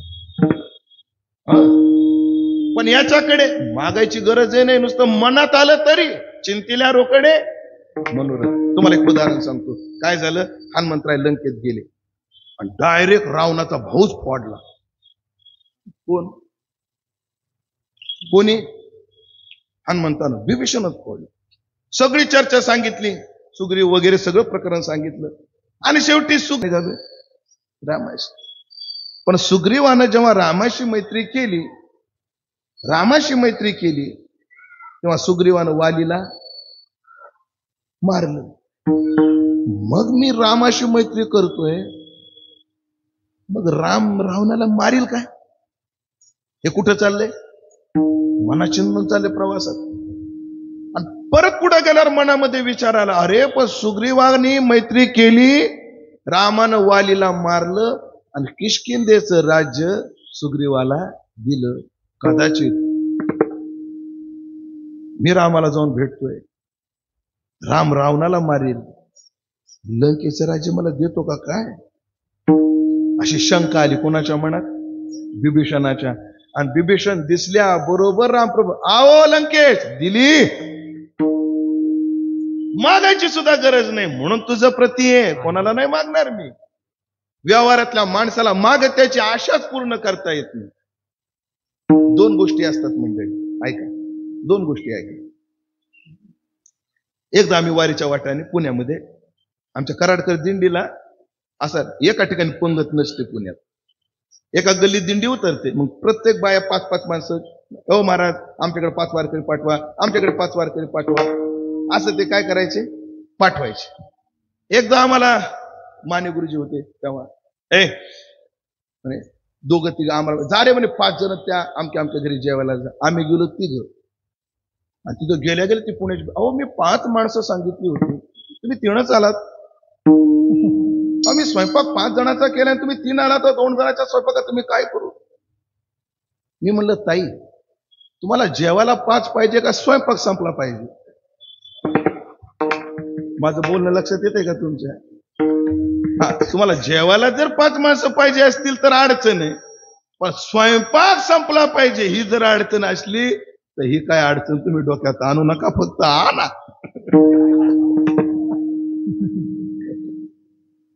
मागत्याची आशा पूर्ण करणं, याच्या 2 गोष्टी आहेत. एक ऐका, तुम्ही माझ्याकडे आले, महाराज मला 100 रुपये द्या. साधारण किती द्या, 100 रुपये द्या. तुम्ही 100 मागितले, मी 100 देणं, ही जशी आशा पूर्ण करणं आहे ना, तशी तुम्हाला 100ची गरजच न पडणं ही आशा पूर्ण करणंच. इच्छा शिल्लक ठेवत नाही तू, का म्हणे इच्छा पुरे, इच्छा संपवतो, म्हणून तुझं प्रती आहे. अरे उरकत आला आपला वेळ, चला पुढे. मागणे ते एक, तुझं प्रती, मागत्याची आशा तोरण. अजून एक अडचण म्हणे दादा, देवा संसारातल्या लोकांचे सम घेणे सम देणे हा नाही विचार. संसार आपण एखाद्याला जेवढे समर्पित होतो, संसार तेवढं फळ देतच नाही.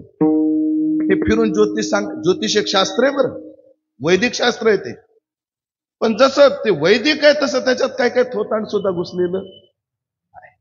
हे फिरून जे ज्योतिष सांगतात ना, ते कोण्या अंगावर पोट भरतात.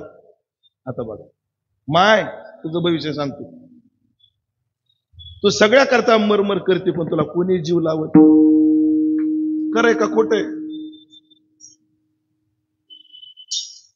हा खरंय का खोटं. खरंय महाराज. याचं कारणच आपण संसारात जेवढं साधा विचार, तुम्हाला वाईट नाही वाटायचं. ज्यांचं ज्यांचं मुलासोबत पडतं त्यांनी हात वर करा बरं. 1 2 3 4 5 6 7 आनंद आहे, आनंद आहे. हात बाग खाला काय 7-8 जणांनी हात वर केला की त्यांचं मुलांसोबत पडत. आता प्रश्न क्रमांक 2, ज्यांचं ज्यांचं मुलासोबत पटत नाही त्यांनी हात वर करा बरं. साहेब मतदान काय 100% झालं नाही. पटतं का विचारलं, 7 हात वर झाले. नाही पटत म्हणलं बाकीचे सगळे हात वर व्हायला पाहिजे होते का नाही. कोणीच हात वर केला नाही, याचा अर्थ मतदान 100% झालेलं नाही. आता मोर्चा ह्या गल्लीला आणू. ज्यांचं ज्यांचं सुनासंग पटत त्यांनी हात वर करा बरं. फक्त सुनाच्या धाकानं करू नका, घरी गेल्यावर काय बोलल म्हणून. हाय 5-25 जणीचं पटत, हात खाली करा. ज्यांचं ज्यांचं सुनासंग पटत नाही त्यांनी हात वर करा बरं.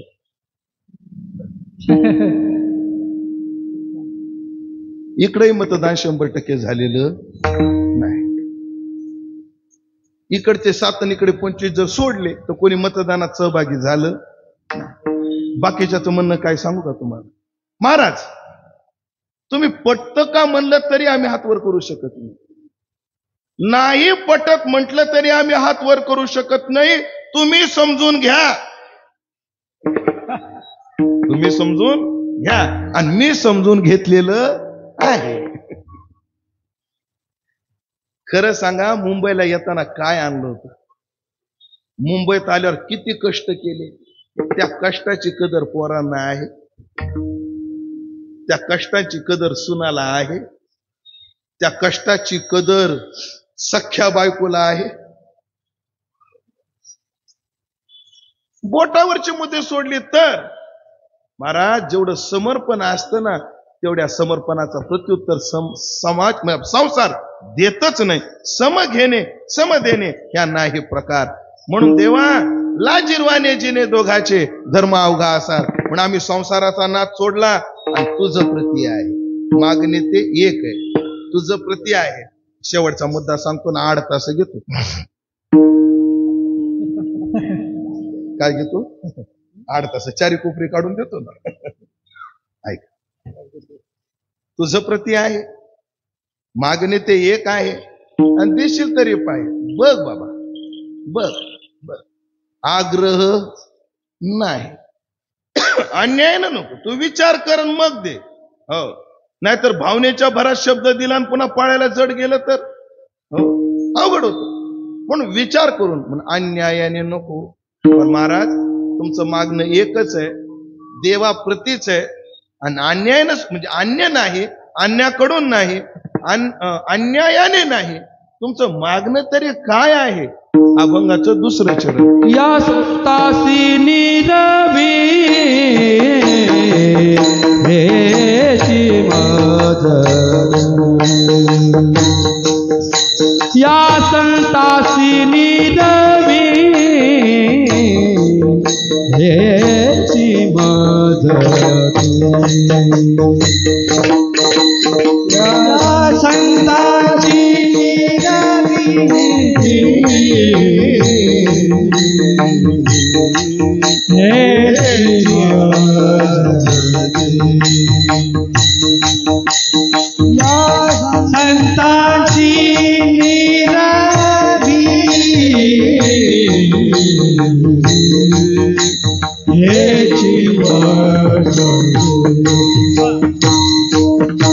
या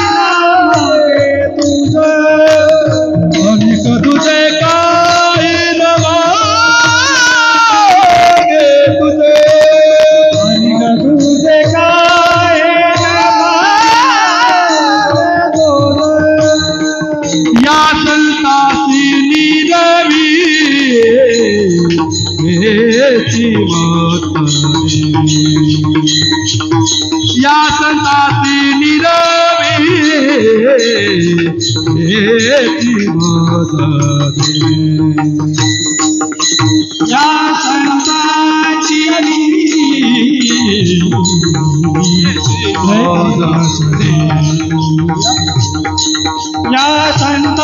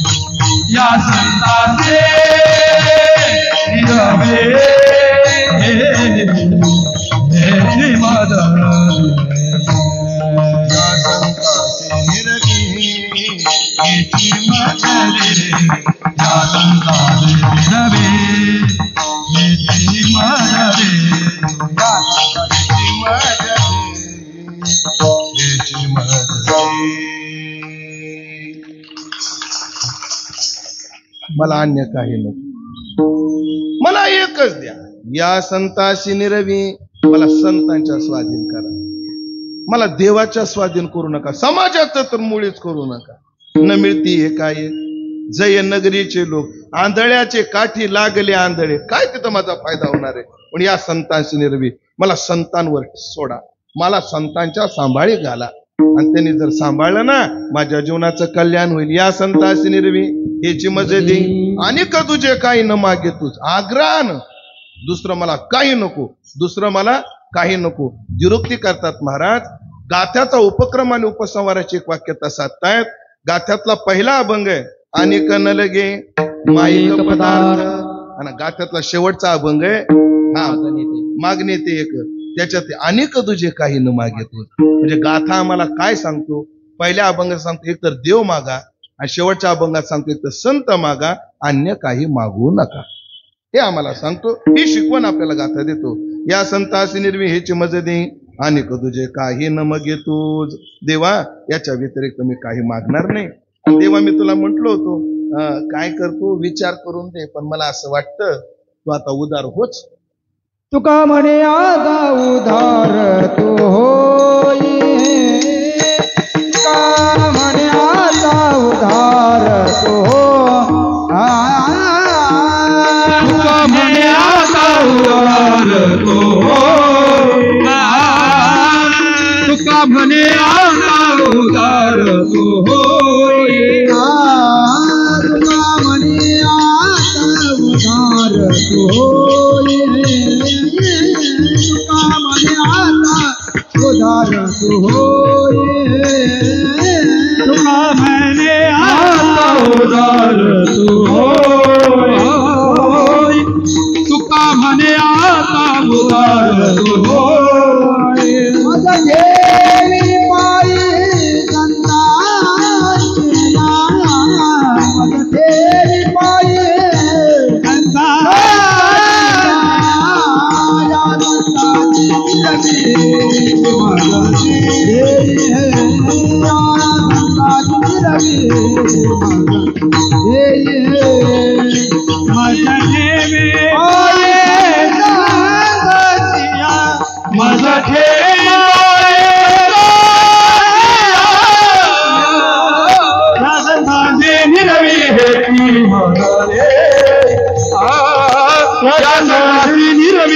याची मदत दे.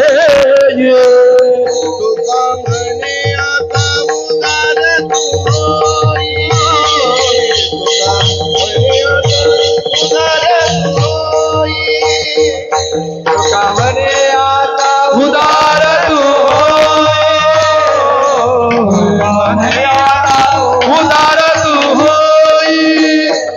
तुका म्हणे आता उदार तू होई, तुका म्हणे आता उदार तू होई, तुका म्हणे आता उदार तू होई, तुका म्हणे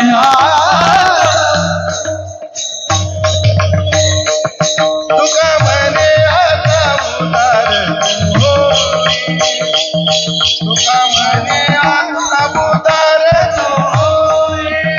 भैरव भैरव तुका म्हणे आता उदार तू होई, तुका म्हणे आता उदार तू होई.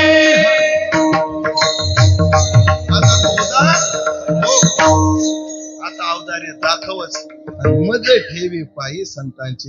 मला संतांच्या पायाजवळ ठेव. संतांच्या पायाजवळच का बरं? त्याचे कारण जीवाचं कल्याण कुठे? संतांच्या पायाला लागण्यात. सध्या लोक काय यशस्वी होत नाहीत परमार्थात येऊन? ते संतांच्या पायाला डोकं लावित नाही, डोक्याला डोकं लावतात. डोकं कुठं लावायला पाहिजे? पायाला. लावतात कुठं? डोक्याला डोकं. या मंडपात आलं, मंडप कितीचा असेल? अरे तुला काय करायचं? कीर्तन ऐकून जाय ना तो घरी.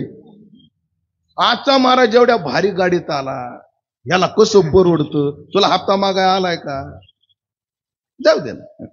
डोकंच लोक जास्त लावतात. परमार्थात संतांच्या पायाला डोकं लावलं पाहिजे. म्हणून प्रमाण काय? तनु मनो जीवे डोक्याशी लागावे. पाठ काय धोंडीराम महाराज? तनु मनो जीवे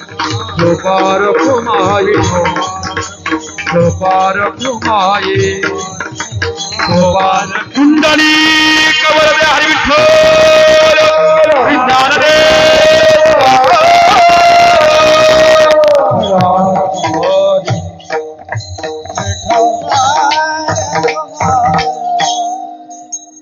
या संतासी निर्वी हेच मज दे अनेक तुझे काही न मागे तू.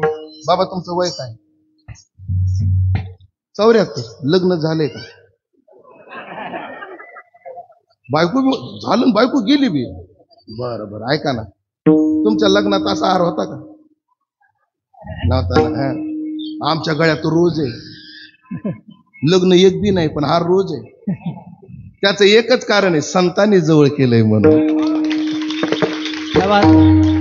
नाहीतरी अशी पुसे कोण?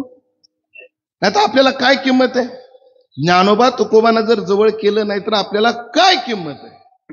म्हणून संतांनी जवळ केलं. जसं भौतिक मिळतं ना तसं आध्यात्मिक खूप मिळतं. पण या संतासी निरवी हेची मज देई. संतांच्या सहवासात काय मिळतं त्याचा विचार करायचा आहे, सेवा संपवायची. ऐका म्हणजे लक्ष देऊन ऐका, फार गरजेचे तुम्ही ऐकलं आणि फार उपयोगाला येणारे माझं पुढचं चिंतन. फक्त लक्ष देऊन ऐका. एकदा हाराचा भार कमी करतो मग सांगतो. विठ्ठला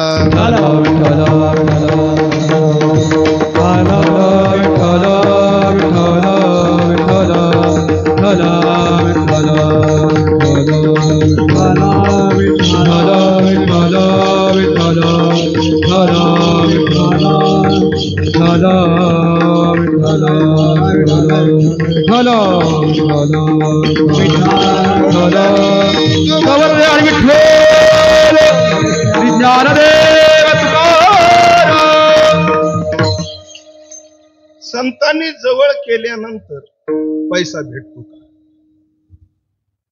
संतांनी जवळ केल्यानंतर संसार सुधारतो का? संतांनी जवळ केल्यावर परिस्थितीमध्ये बदल होतो का? तर उत्तर एक आहे, संतांनी जवळ केल्यानंतर पैसा परिस्थिती बदलत नाही. कीर्तनकाराची सोडली तर बदलत नाही.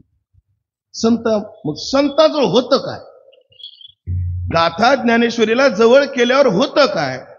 ज्ञानोबा तुकोबाच्या जवळ गेल्यावर होतं काय? ऐका मंडळी, संतांनी जवळ केलं, देवाने जवळ केलं, आपलं ज्ञानोबा तुकोबांनी जवळ केलं तर आमचा संसार सुधारत नाही. पण आहे त्या स्थितीत समाधानी कसं राहायचं याचं सूत्र सापडतं. बरं, संतांचं चरित्र डोळ्यासमोर ठेवायचं, तुम्ही संसारात कधीच दुःखी होणार नाही. मी माझा अनुभव सांगतो. घटना 5-6 महिन्यापूर्वीची आहे. माझं कीर्तन होतं नागपूरला आणि दुसऱ्या दिवशी संध्याकाळी कीर्तन होतं माझं ठाण्याला. ऐकताय ना?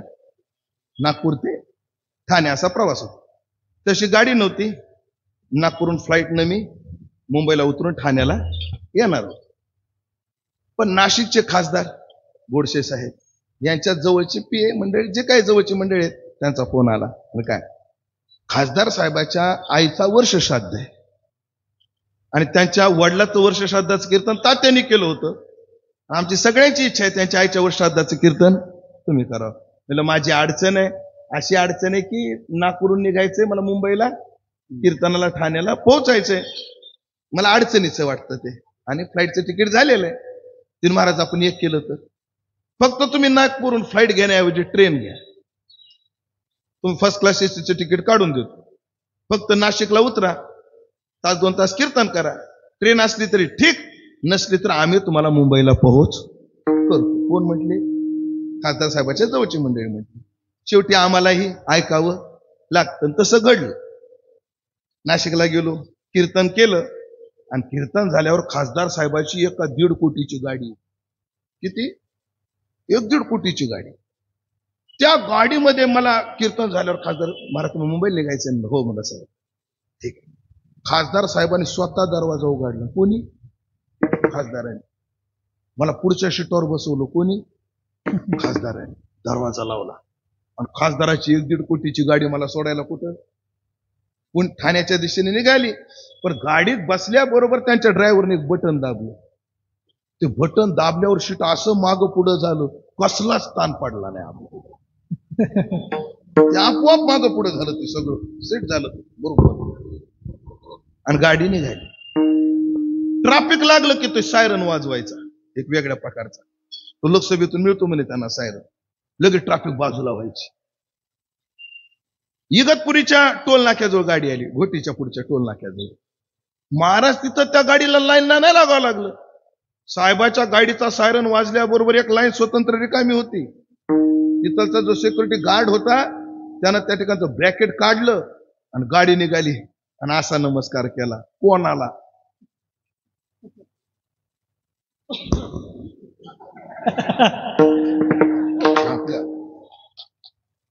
काय केलं?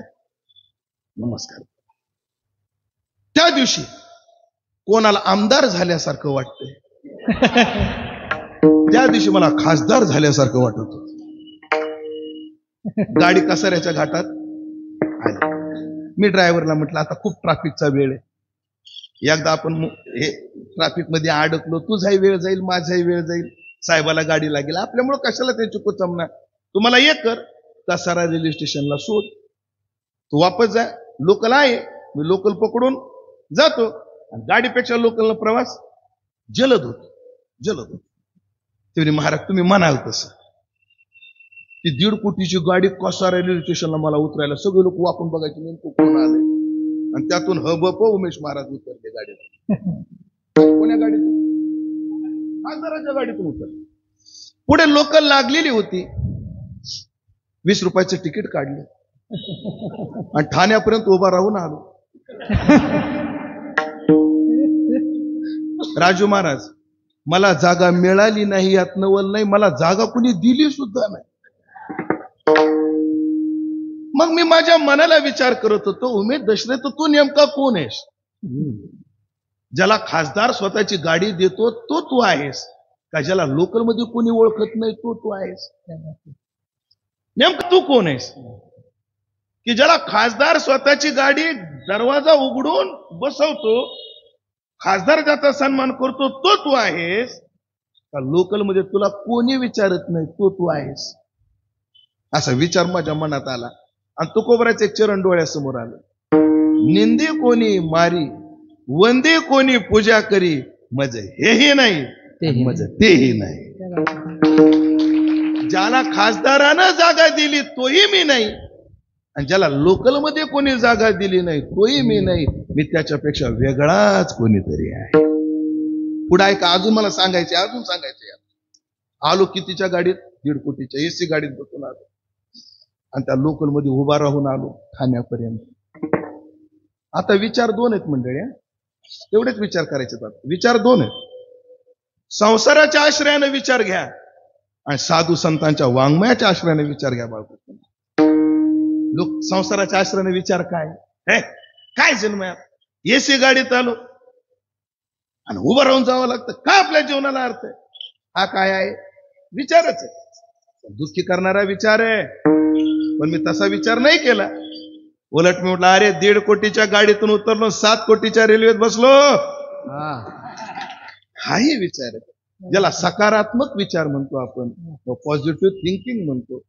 हा सकारात्मक विचार संत वाङ्मयात मिळतो, हे संतांजवळ मिळतो. पण संतांजवळ प्रतिष्ठा मिळावी, संतांजवळ पैसा मिळावा, याकरता संतांचा सहवास नाही करायचा. आमच्या जीवनातली सकारात्मकता वाढली पाहिजे याकरता करायचं. म्हणायचं मनाने, अरे रिलायन्स कंपनी आपलीच आहे, अंबानीला चालवायला दिली का? तुम्हाला माहित असेल, चालवायला दिली. म्हणून वृत्तीचा विचार फार महत्वाचा असतो. पण माणूस जेव्हा परिस्थितीने मात करून सुखी व्हायचा प्रयत्न करतो ना, मर्यादा येतात त्याला. मला गरम होतं, कल्पना करा, गरम होतं. हे पंखा लावा रे. नाही हो महाराज, नाही, उदाहरण चाललंय हो, तुम्ही टेन्शन घेऊ नका. अरे फॅन लावा रे. ऐका बरं, लावला फॅन, फॅन पडला बंद. काय झालं? महाराज लाईट गेली. जनरेटर लावा रे. जनरेटर लावलं, 10-20 मिनिटानं ते बंद पडलं. का रे, का बंद पडलं? डिझेल संपलं. डिझेल आणणार आहे. गेले पण रिकाम काय म्हणजे संप आहे आज डिझेलचा. मर्यादा आहे त्याला. आम्ही किती बदल करू शकतो. आणि तुम्हाला एक सांगतो मंडळी, मानसशास्त्रीय विचार आहे का, सायकोलॉजी आहे का, जेव्हा उपकरण नसतं ना आपल्याकडे, लक्ष येते ना माझा शब्द, जेव्हा उपकरण नसतं ना तेव्हा जेवढा त्रास होत नाही तेवढा त्रास होतो जेव्हा उपकरण काम करत नाही. फॅनच नाही, काय माणूस घेतो मनाची, फॅनच नाही, त्याचा तेवढा त्रास होत नाही की जेवढा त्रास फॅने पण चालत नाही तेव्हा होत. जाऊ द्या, परिचयाचं उदाहरण देऊ का, एखाद्याचा फोन लागलाच नाही तेवढा त्रास होत नाही जेवढा त्रास लागून कोणी उचलत नसला की लय त्रास होतो. उपकरणाची अनुपलब्धी जेवढा त्रास देत नाही तेवढीच उपकरणाची उपयोगिता होत नसेल तर त्रास होतो. मंडळी ध्यानात ठेवा. पण परिस्थितीवर मात करणं हे फार फुकड आहे. आता परिस्थितीवर विचारानं मात आहे का, की जो संतांजवळ मिळतो. काय, गुरुवारी बोधे बाबाच्या शेजारी मी टाळगून उभा होतो. श्री क्षेत्र पंढरपूर, आषाढ शुद्ध एकादशी, नागपूरकर मठ, ढोक महाराजाचं कीर्तन, 3 मजले खचाखच भरलेले. एकतर आषाढीतलं दम्मट वातावरण, वर त्या मठातल्या एकही खिडकी नाही, एकच दरवाजा, ती लोक यायला लागले म्हणून बंद केलेला, आणि 3 मजल्यामध्ये एकच फॅन होता ढोक महाराजाच्या डोक्यावर, तोही विलंबित चौथाला चालत होता.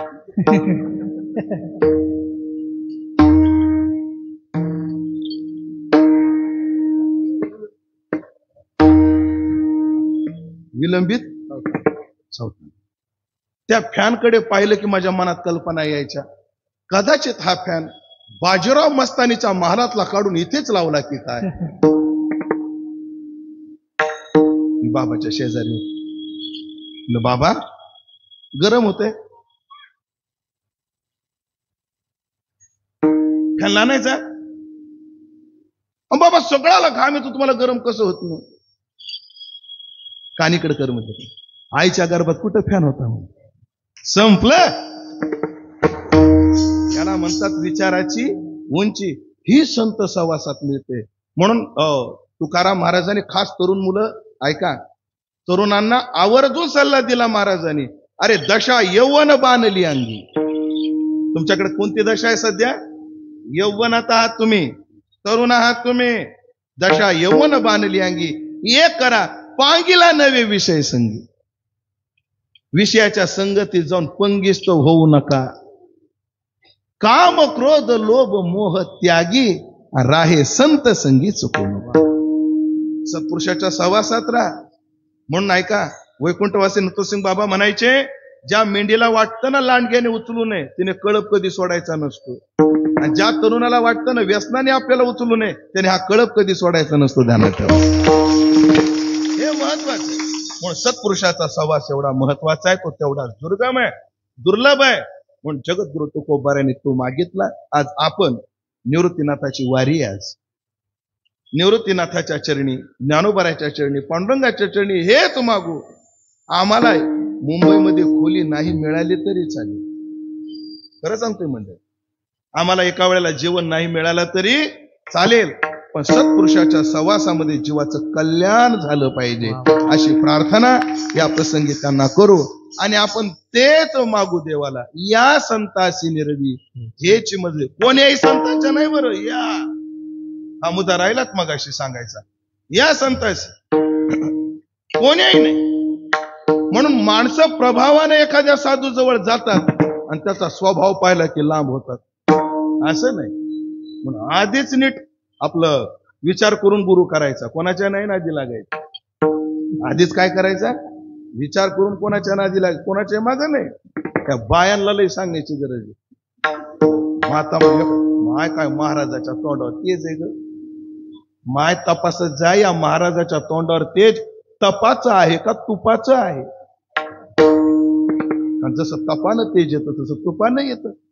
कोणी लफंडर संतांच्या नाही, या अहो या म्हणजे कोणते? अहो या ज्ञानेश्वर माऊली ज्ञानराज माऊली तुकाराम. ज्ञानेश्वर माऊली ज्ञानराज माऊली महाराज ज्ञानेश्वर माऊली महाराज ज्ञानेश्वर माऊली ज्ञानराज विठ्ठल श्री ज्ञानदेव तुकाराम पंढरीनाथ.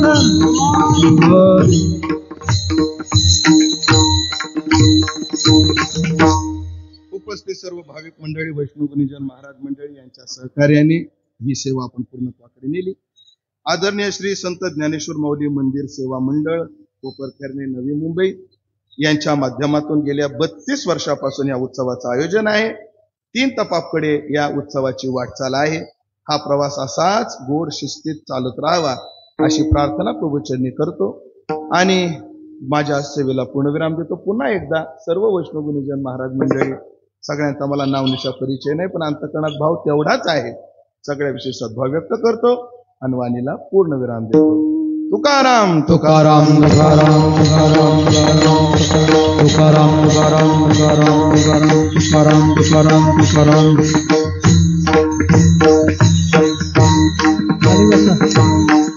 तुका म्हणे आता उदार तू होई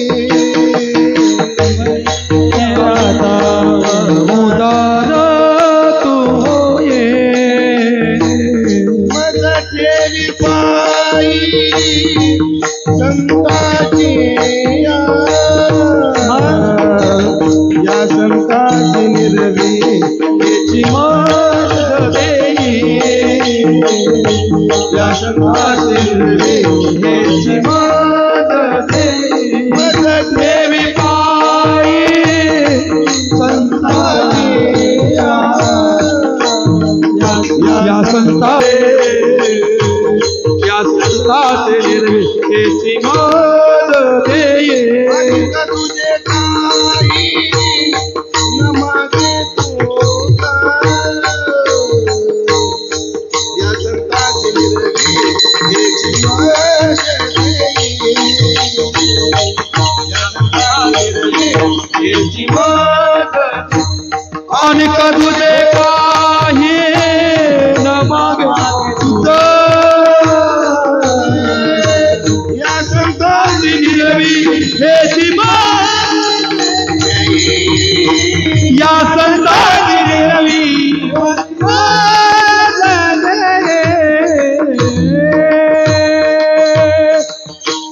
झालेला याची जाणे पण कृपा करून संयोजकाला काही सूचना देणं गरजेचं असतं. सूचना झाल्याशिवाय कोणी जागा सोडू नये श्रोत्यांना विनंती. विठ्ठल जय जय जय विठ्ठल जय गवरदा हरे विठ्ठल श्री ज्ञानदेव विठ्ठल जय जय विठ्ठल जय विठ्ठल जय बोलिले कुरे वेडी वाकुरे अपराध महाराज नाही उच्चारला अधिकार अपराध महाराज मने ज्ञानेश्वरा राखपाया पैरा क्षमा पराजा महाराज ज्ञानदेव तुका